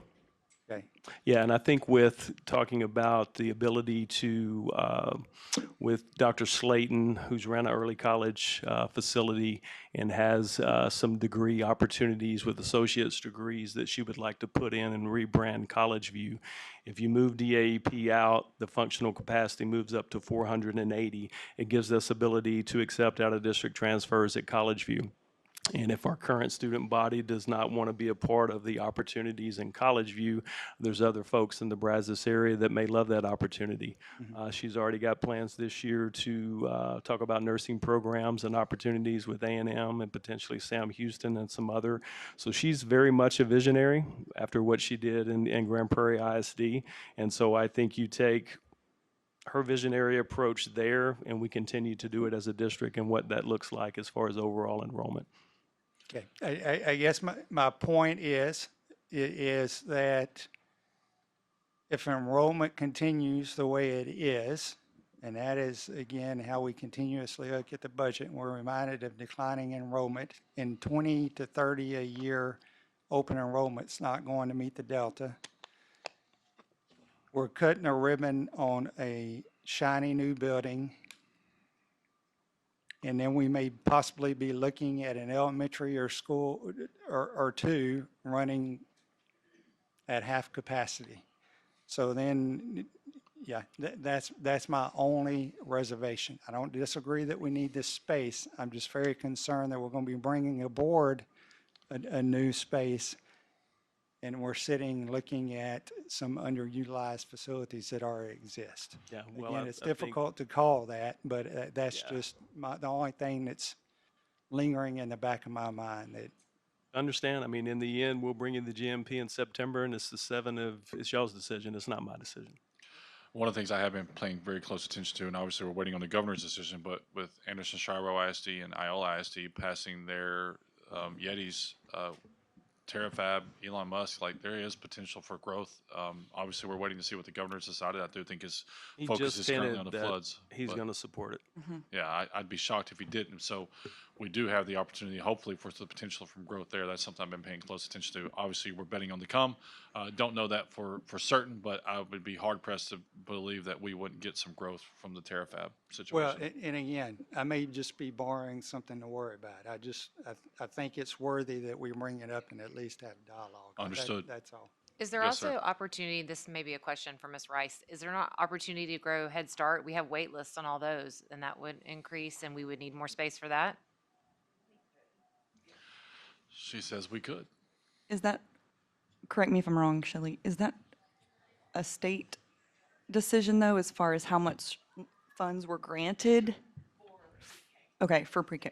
I just wanted to confirm that. And then I am gonna go ahead and piggyback off of what Mr. Simak said, just with the Terrafab that is in kind of the final stages. I mean, there's huge potential there for, 1,000 to 2,000 jobs that could potentially not put us in a situation where we're having to shut down schools. So, I mean, I think, yes, we don't have a crystal ball, but like, there's some things going on right now that could really work in our benefit as a district. Yeah, no board that ever has to make the kind of decision to open a facility or, do these kind of things has a crystal ball and knows exactly what's going to happen. You try to look at it and do the best you can. And, considering, I've been thinking too, like, I don't know, our community might look a little bit different in 10 years from now or 20 years from now. And, I thought it was interesting that you said the property, I didn't know that statistic, that it had originally been bought in 1997, and it's been sitting there, waiting. It's been an opportunity that's been in this district for a while, and, I understand we've lost students. We don't know where that plateaus out. We don't know if it's going to increase again. We don't know any of those things, but we're talking about a small maintenance and operation number here. I just keep wanting to keep focusing on that a little bit. We can take care of our staff that works for our district. So to me, that's the biggest piece of this, is that we've been waiting a long time to take care of everybody who works for us. This piece of people that comes in every day and works hard too. And so it's a calculated risk in a way that we have to consider as a board. And we are going to have to, the 7 of us, make that choice at some point. But I think that every board that makes choices like that has to consider that we can't account for every single thing that might happen in the future. We do the best we can to make those decisions. And I'm really focused a lot on taking care of the staff that we have. This is the opportunity that we have right now to finally do that. And it's been kicked down the road for a while now. I've served on bond committees where we said, okay, no, not now. It's going to be later. So Ms. Ziggy and I were also on that committee before we were elected to the Board of Trustees, and that project had a lot of support, and it had more support than other projects that we left off the bond ask. So it was wanted and needed and acknowledged by the community. Well, again, I think the greatest highlight and the thing that excites me the most is the potential to let College View High School be independent of DAP. I think that has a great impact on those students and that staff and that administration. I mean, Grimes, Stewart, Mike, Heath, even Margie, like DAP monopolizes their time. It's a challenge, and our students deserve the attention of their administration. Their teachers deserve the attention of their administration, and I think it's a great opportunity for us to be able to allow them to grow and prosper, and us to truly evaluate what College View can be. I think it's a benefit too, although we've generally talked about taking the perception of having it in a different building. This is the first time I've actually heard the discussion about the time it's taking away. If it's a time issue, to me, it seems like we just dedicate somebody else that was clearly focused on DAP and not. I'm gonna. I know it's hard, they're in the same building, but just really more separate. Some of the those two. situations that they encounter at DAP require everybody's response. You've got some heavy hitters on that campus at times. You've got some real significant situations, and so it's a challenge. And it's not a situation where maybe just one person can handle it. It requires a lot of attention. And how is that going to, well, I mean, that just makes me a little more nervous about having it here, I'll be honest. Well, but you've got that's to in the- realize I it's, mean, when you- and I can show you, it's completely separated, and that's by design. And so when you get into this building, let me get to it. Sorry, it's completely separated, and so right now, what you have with child nutrition, it's already separated from the building. There's no access for them there. They would have, like I said, they would utilize the central training room for their intake. The offices in the Tennessee Orange are going to be your DAP offices, and then everything in the back, early education and kids club have obviously the breezeway at their service, but then they can also utilize the security vestibule, go through the security vestibule, and then come out this door right here to access their part of the building. And so it's never an ideal situation, but like I said, in doing research, 5A and 6A campuses do not affiliate DAP with another campus. It was more the all hands on deck. It's like, who are those hands going to be? I'm going to Hold on. just reiterate really some of the things I said in January. I do agree that we could use some additional space for the folks that are in this facility for sure. But I just kind of look at the same two things.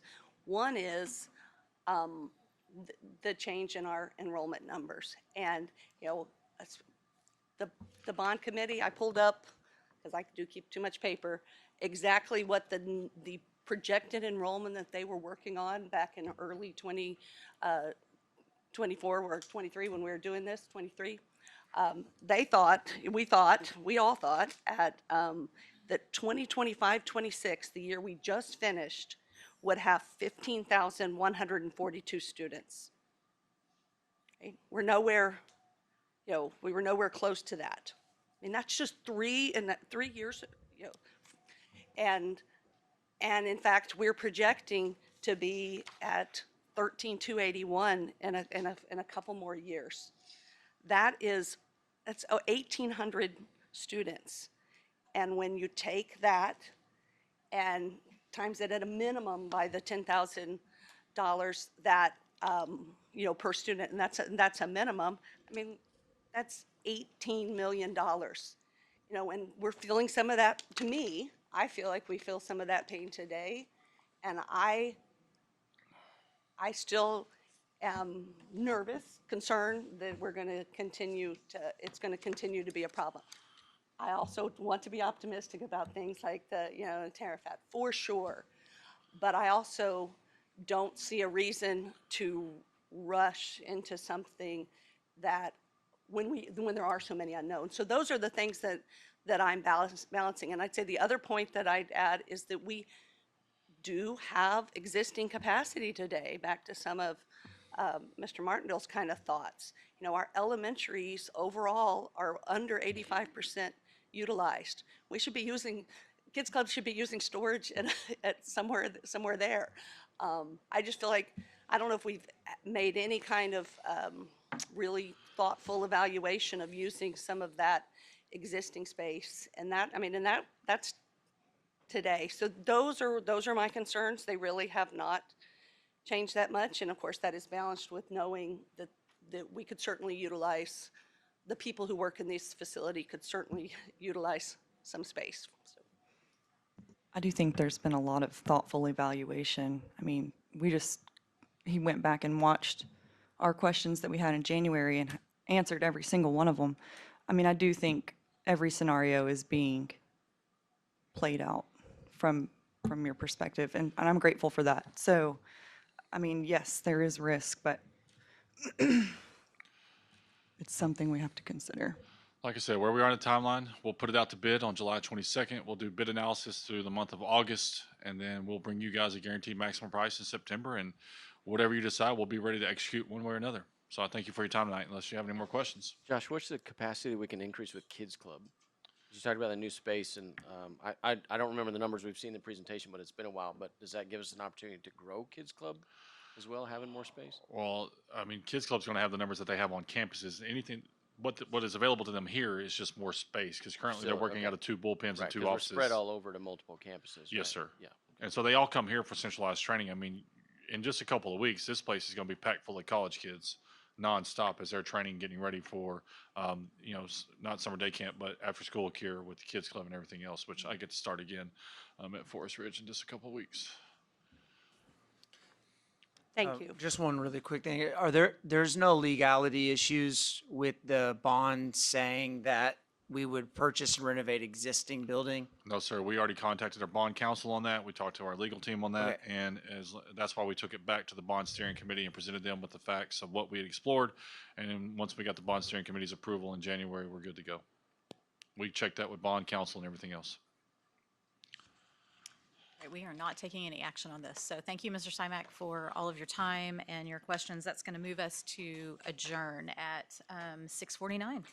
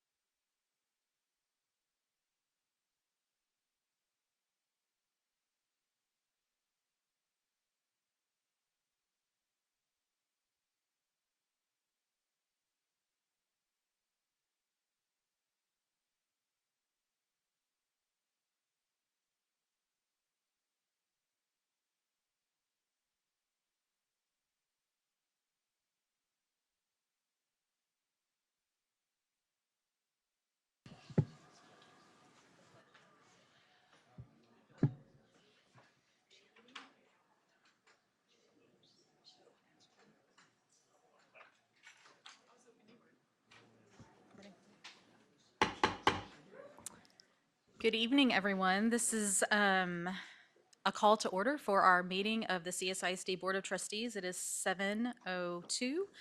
Declaration of a quorum, we have 7 members present. Welcome to this meeting of College Station Independent School District Board of Trustees. We were elected at large to represent the interests of our community and our state in educating our students. Our mission for our students in this district is success each life, each day, each hour. We adhere to all pertinent laws, policies, and procedures in posting agendas and conducting our meetings. The detailed agenda information was made available to us at least 3 business days in advance, and we have all come to this meeting informed and prepared. We have just completed a workshop session where we heard reports and discussed much of the information needed to make decisions in either this meeting or in upcoming meetings. This is a meeting of the 7 trustees in a public setting rather than a public meeting.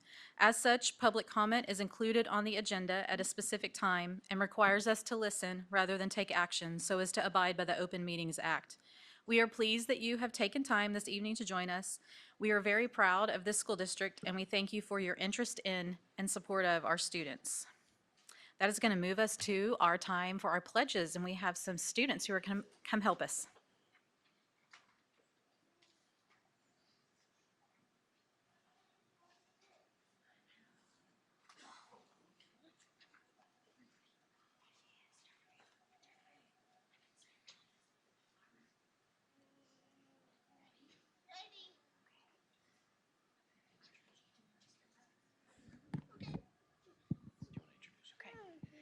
Hi, everybody. I'm Margaret Michael. I am one of the extended school year coordinators. I work in secondary education, and we have some students with us today. We have Elias, we have Scott Lee, and we have Kinsley.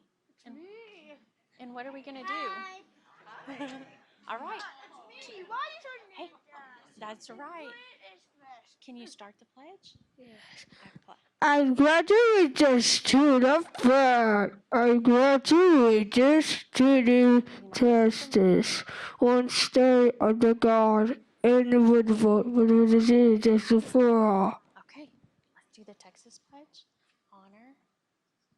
Honor the Texas flag. Honor the Texas allegiance to thee, Texas, one state under God, one indivisible, And now for a moment.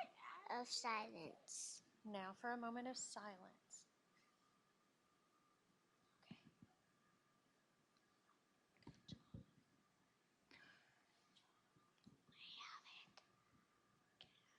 Thank you. All right, we have to take a picture, okay? Let's take a picture. Scotland, come here. We have to take a picture. Can we take a picture with everybody? Yeah. Let's get ready. Take the mics here. Elias, come here. Hey, Elias.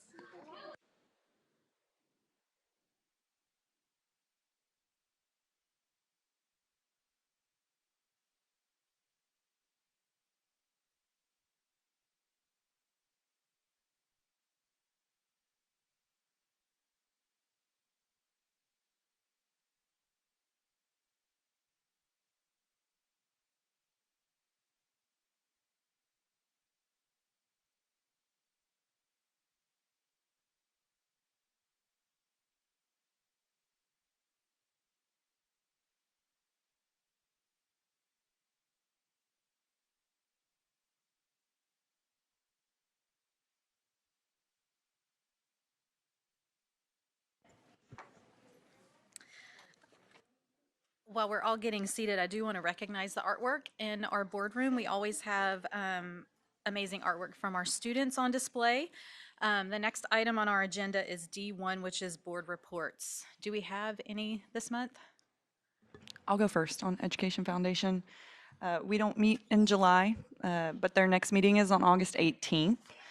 They've been staying really busy on planning for the next year.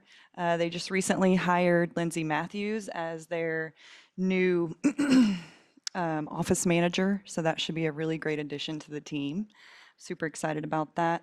They've also been finalizing their employee giving campaign, and they will kick off next week with a breakfast for principals and campus champions. So that's the Education Foundation update this summer. I know the committees I'm on haven't been meeting this last month. Any others? No committee. I just wanted to add, because I saw it today, that there is the group that, the Adopt a Teacher group that has grown over the last few years, and it's on Facebook. And I just thought I'd mention it as a wonderful way for our teachers to sign up and make a connection, but really also for our communities and parents to just another way to say thanks and support our teachers as Adopt a Teacher. So. That's great. Dr. Harkrider.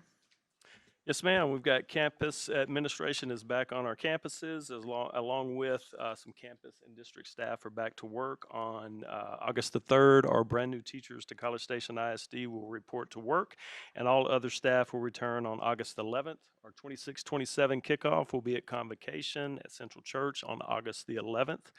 August 19th is our first day of school, and I think starting a week later, Mr. Simak and Mr. Buckner will let you know is going to be very advantageous to have an additional 7 days before we open up the school year to wrap up construction.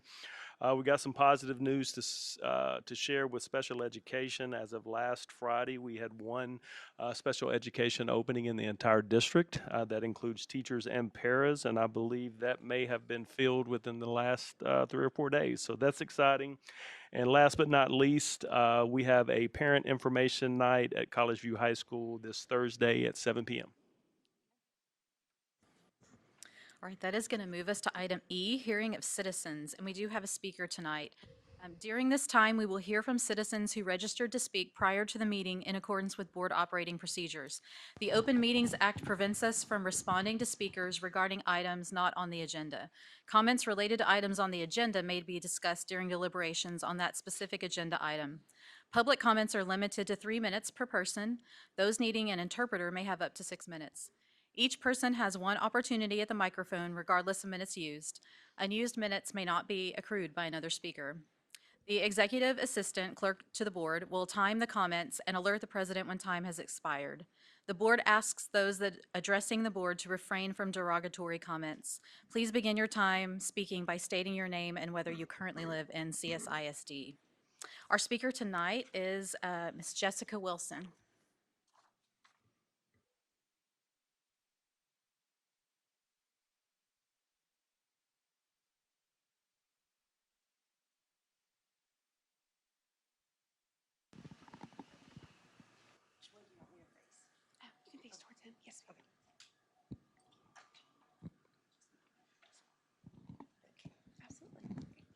Hi, my name is Jessica Wilson, and I am a paraprofessional at Oakwood Intermediate, and I do live in College Station ISD. So, I have proudly served as a library assistant for 23 years at Oakwood Intermediate, and I'm here today to discuss the insurance, the health changes that happened last board meeting. When the district compared the two plans for Blue Cross Blue Shield and Scott and White, one of the important options was missing. Blue Cross Blue Shield had an HSA 3000 plan that was an affordable PPO, was not compared to any other Scott and White plan because there was no other equivalent option offered. As a result, many employees who need the flexible PPO plan were left without an affordable alternative. In addition, many specialists do not take HMO plans, and I do understand that the cost of insurance has risen nationwide. Under the Blue Cross plan, I paid $29 a paycheck. Under the new Scott and White option, the only PPO plan available will cost me $147 a paycheck. That's an increase of $117 a pay period, or a nearly 400% increase for essentially the same coverage. This will reduce my take-home pay by approximately $2,800 a year. I rely solely on my CSISD income, and this will create a significant hardship. For me, a PPO is not a preference, it's a medical necessity. I rely on my durable medical equipment, including my wheelchair, and currently no durable medical providers accept the Scott and White HMO plan. Without access to an affordable PPO plan, I could lose my equipment and my providers. As you move forward, I respectfully ask that you begin evaluating for additional health insurances for the coming, in the next 2 years when y'all restart for planning for that. Survey your employees, figure out what they need, their healthcare needs, including affordable premiums for all employees, especially your hourly ones, access to out-of-network care, and the ability to choose their own doctors, specialists, and medical facilities. Thank you for taking the time to listen to me speak. I hope you'll keep these in mind and continue to make decisions that are great for CSISD. Thank you.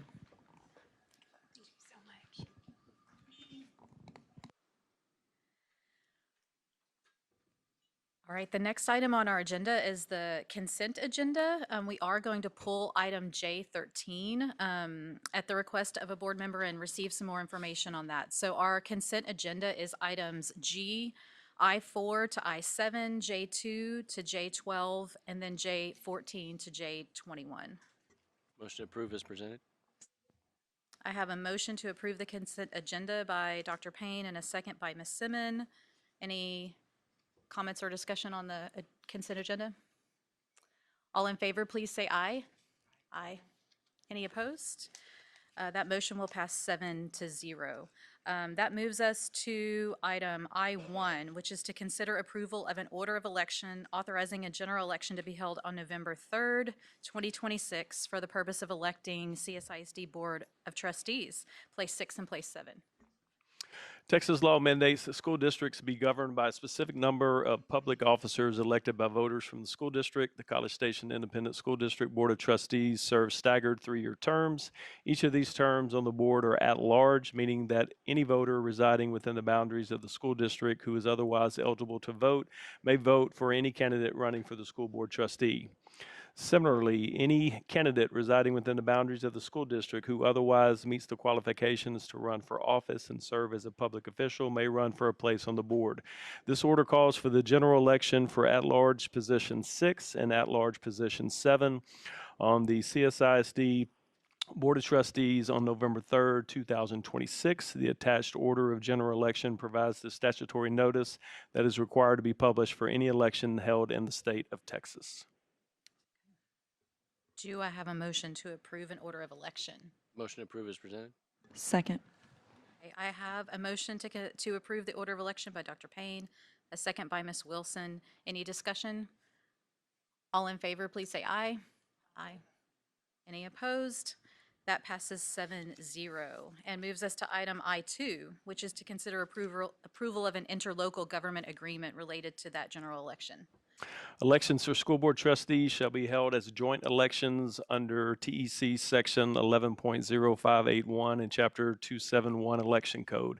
Districts shall conduct their elections, number 1, on the election date for the members of a governing body of a municipality located in the school district, number 2, on the general election date for state and county officers, or 3, on the election of members of the governing board of a public junior college district in which the school district is wholly or partly located.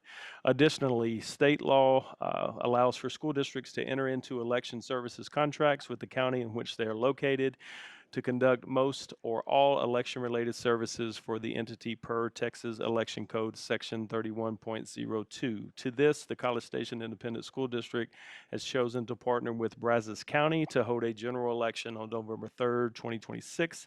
The interlocal agreement provides the procedures relating to conducting the November 3rd, 2026 election. Motion to approve is presented. I'll second. Okay, I have a motion to approve the interlocal government agreement by Dr. Payne, a second by Ms. Adams. Any discussion of that item? Just a comment that obviously all that fancy language, which was nicely read, was that we will vote when everybody else is voting all together. And because the other school districts and both cities and the county all are voting at the same time, we will share split the costs of the election locally 5 ways, which also makes sense. So. All in favor, please say aye. Aye. Any opposed? That motion passes 7-0. Moving to item I3, which is to consider approval of position reclassification. Mr. Hutchinson.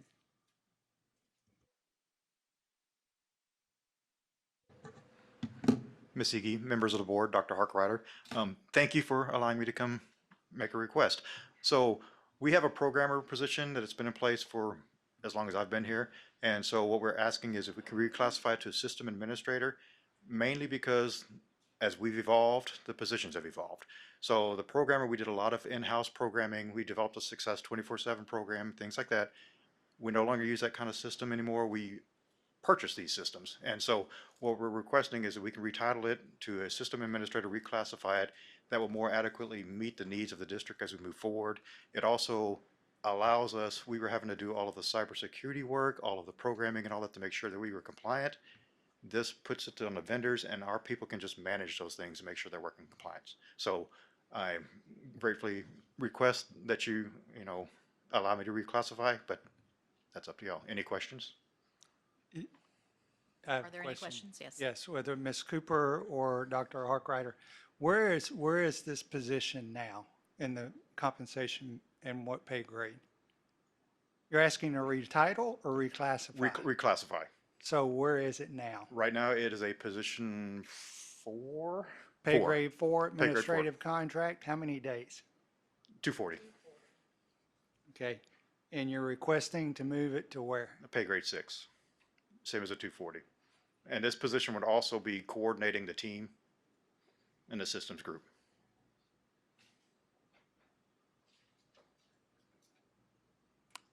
And this is probably for HR. How do you reclassify the salary associated with the pay grade change then? Because we have someone in this position now, correct? It's vacant. No, it's posted, it's vacant. Okay. Did that answer your question? Mr. Martindale? Yes, ma'am. Okay. From pay grade 4 to 6.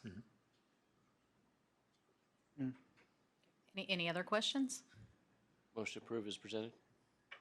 Okay, I have a motion to approve the position reclassification by Dr. Payne, a second by Ms. Simmon. Is there any further discussion? All in favor, please say aye. Aye. Any opposed? That motion passes 7-0. Thank you. Thank you. All right, that is going to move us to item J1, which is to consider an order authorizing issuance of unlimited tax school building and refunding bonds. Ms. Wilson. Good evening, Ms. Iggy, Board of Trustees, Dr. Harkrider. Tonight, we are requesting approval of the order authorizing issuance of the district's remaining voter-approved bonds and refunding eligible outstanding bonds. This represents the third issuance under the voter authorized by our community in November of 2023. We were authorized $284.975 million. We have already sold $188.8 million of that authorization. The remaining to be issued is $96.175. These are the projects being funded under the board of the bond authorization. As you can see, we've got a majority of the projects done. What we have left over are just our technology and wrapping up those final projects. The proposed transaction would be new money for $96.175 and refunding up to $21 million. The purpose would be to complete funding of voter-approved projects, refinance eligible outstanding bonds, and reduce future debt service where economically beneficial. The refunding exists only for current callable bonds, only when there is a positive savings and when it meets the board parameters that are set out in the order. The targeted refundings would be the 14, 15, 16, and 17 bond. The only time we would do this if we could see a 3% net present savings. The delegated authority for the bond parameter would be a maximum principal of $96.175 million with a maximum true interest cost of 6%, final maturity of no more than August 15th of 2052. The refunding bonds would be a maximum true interest cost of 6%, net present value of 3%, and it cannot exceed the the maturity that they currently are. And this is just to update you guys on the previous sales that we've had with the bond program. To give you a little bit of idea of what our plans are is to go ahead and sell 50 million of the 96.175. However, when you do an order, you do it for a year at a time. That allows you to, when the market is favorable, to be able to go out and make sure that you can sell those bonds. So we would do 50 million now, and then we would refinance what is favorable at this time. If we refinance today, that would be about 14 million of the 21 million. However, we have a larger callable amount. So what would happen is, let's say February of March, when we can look again, we could go ahead, if the interest rates are favorable, we could go ahead and make those refunding at that time. If there is an order that's in place, and it's the recommendation that the board approve the issuance of the unlimited tax school building bonds, refunding bonds, appointment of pricing officers, delegation of pricing authority, annual tax levy for repayment, and authorization to determine competitive or negotiated sale.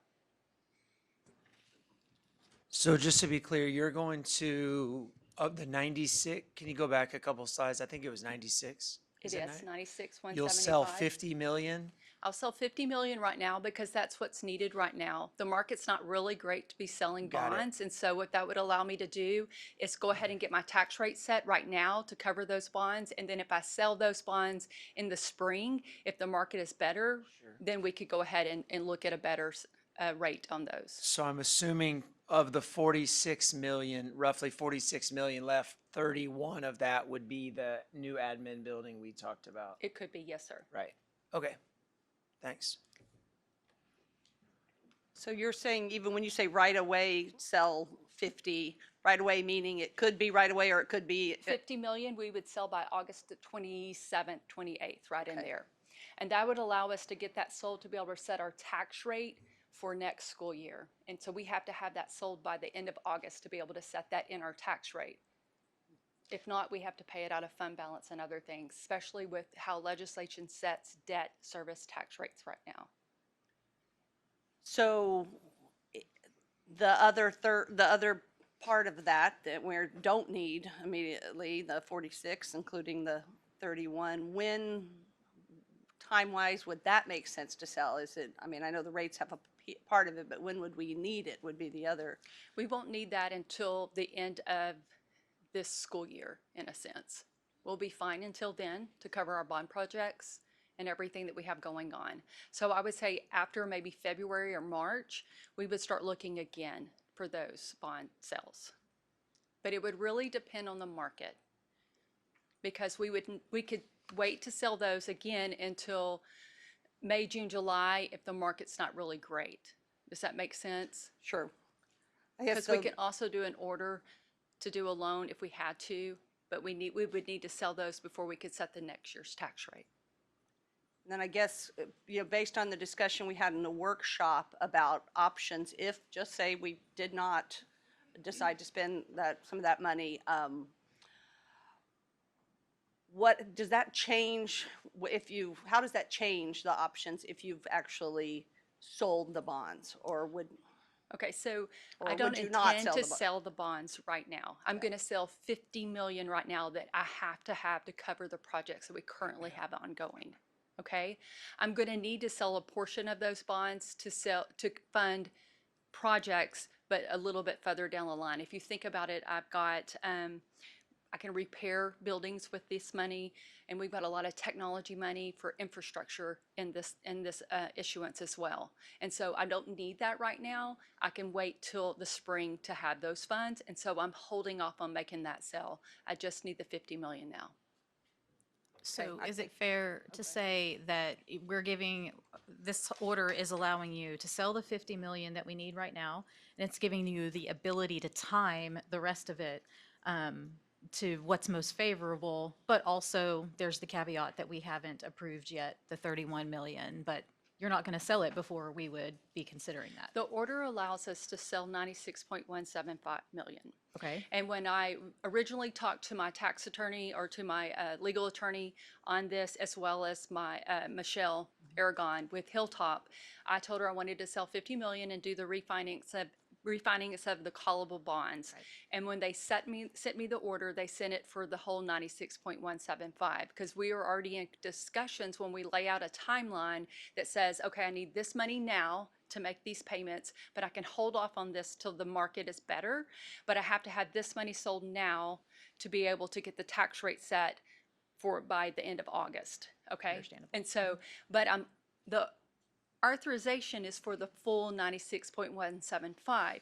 And the reason why they do that is because they do an order for a whole year. Let's say something bad happens, we would hold off and not sell the 50 million because the order sets out you have to have 6% and you have to, you have to follow in those guidelines specifically or we are not authorized to sell the bonds. Okay. Motion approved as presented. Second. Okay, I have a motion to approve by Dr. Payne and a second by Mr. Martindale. Do we have further discussion? Just the comment that it's always great when we can refinance some bonds, but also you specifically pointed out that it would not extend the life of the bond, right? So it would just lower Yes. the interest rate. So Yes, ma'am. thank you. Yes, ma'am. All in favor, please say aye. Aye. Any opposed? That motion passes 7-0. And that is going to move us to item J13, which is consider approval of financial reports. And we're also going to hear from Ms. Wilson. Yes, ma'am. I'm actually kind of excited to present this tonight. So, like I said, accounting can be fun. So this is June 30th fiscal year. So these are our financials as of right now. So you can kind of look at what you had in your board packet as the final numbers. And so right now the final budget was 155.9. We came in close to 157.9 on that. Most of that was in the state revenue. I am excited to say that we had 95% ADA last school year. We had 95.5% ADA this school year, which makes a huge impact. One of our campuses went up 1.3% in enrollment, and that was Oakwood. Not far behind was one of our high schools that went really high as well, and that was AMCHS, and they had a 0.07% ADA increase, which is pretty huge for a high school. Okay, that contributed to some of what you're seeing in the state revenue. And then the other thing is expenditures. And so we budgeted 155 of operating expenditures, and our budget is right now at 146,783. I do want to explain that right now we're still closing the fiscal year. And so there are still some huge adjustments that have to be made to these numbers. So I just want you to keep in mind, if you go down to the bottom, it says net changes in fund balances of 13,388, 390. If I was able to close the year completely right now, that is the number that you would see. However, I've got to show you what is still not posted out there as of this financial statement. Okay, so teacher incentive allotment, we paid that out in August, but we owed it to our teachers in the previous year. So that's got to come off that $13.8 million. That is sitting right now at $4,890,000. The roofing projects that were done in the month of May and June is $721,000, but we just received those pay apps this week, and so that will come out of those numbers as well. SHAR's estimated audit cost, that's over 3 different audits. 2 are finalized, 1 is outstanding. That is $884,480. Now, if my auditors say they don't want me to book that yet, that could go into fund balance, but I feel like we should book it because it is a known cost. The other is encumbrance outstanding. There are still, if you looked at this previous report, we still have $434,000 that are still outstanding on the encumbrances. Those are things that are just trickling in till the end of the year to make payment. So those are invoices that haven't been paid. We'll book it as accounts payable at the end of the year, and of course it will hit that bottom line. I feel pretty confident about the revenue numbers. We have submitted our summer enrollment numbers into TEA, and we're pulling those numbers to fill the summary of finance, and so we're pretty good there. And then our taxes, we were able to book the last of those June 30th taxes, and if you can look at that report, our taxes and our local revenue was within $368,000 of making budget. Oh, sorry. The last thing that we still have outstanding is the auxiliary payroll accrual. We did all of the other accruals earlier in June so that you could have those numbers right off the bat in June before you, we actually did them in May and booked them and you saw those reports in June. The reason why we did that is because we closed our fiscal year June 30th and we wanted to make sure we had all of the numbers in there. The other thing we did with our SABITAs, and we booked those things in May as well, so that you would have a clear number of what you were looking at. And we wanted to make sure we were covered on our functions as we move, and that's some of the big budget amendments that you saw at the end of the fiscal year, just moving that different accounting entry around so that we could cover it. The payroll accrual, the only one we don't have is maintenance. Maintenance actually works till June 30th. That got paid today. So I don't have that number, but we left in the accrual the previous year's numbers. It's just the adjustments of just the increases and raises. So you'll see a little bit of an increase there. So if you look at the 13.3 million and you take off what I anticipate for us to go ahead and book of the 6.9, that gets us closer to 6.5 million is what we're estimating. I told you guys in April and May, and I've lost some hair for telling y'all because I shouldn't tell y'all things that I have to make sure that we can make happen, but we estimated about a $6 million increase in fund balance. The reason for the increase in fund balance, again, you've got to remember, is just the restatement of the previous year's property values, as well as that Hell claim coming in that was over $2 million that we received. So those two numbers played in it, and we feel like just our local numbers increased by over $1 million. So even if you took just the total numbers this year, you would have seen an increase in fund balance of $1 million. Do I have any questions? Okay. No. And since I am the one that requested this item pulled, then I will make the recommendation to approve financial reports as presented. Second. Okay, I have a motion to approve the financial reports by Mr. Martindale and a second by Dr. Payne. Any further discussion? All in favor, please say aye. Aye. Any opposed? That motion passes 7-0. That is going to move us down to items L1 and L2. We have discovered that the wording on the agenda for items L1 and L2 did not include everything that was going to be on there for us to be able to conduct all of our business on that.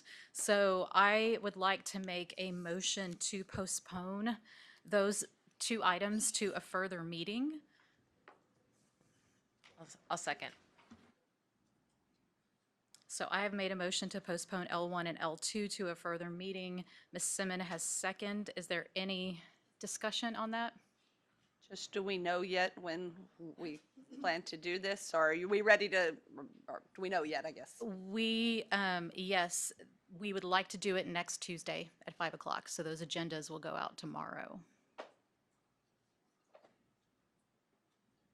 Anything else? And we know how to address the wording on the We do. agenda. so We we're have not spoken with rescheduling. legal, and Okay. we, board members, you guys will get those agendas almost immediately after this meeting. And then they will be posted as they should be for a Tuesday meeting tomorrow, so, for the public. So, yes, we're going to take care of that, and this business will get taken care of next week. So I have a motion and a second. All in favor, please say aye. Aye.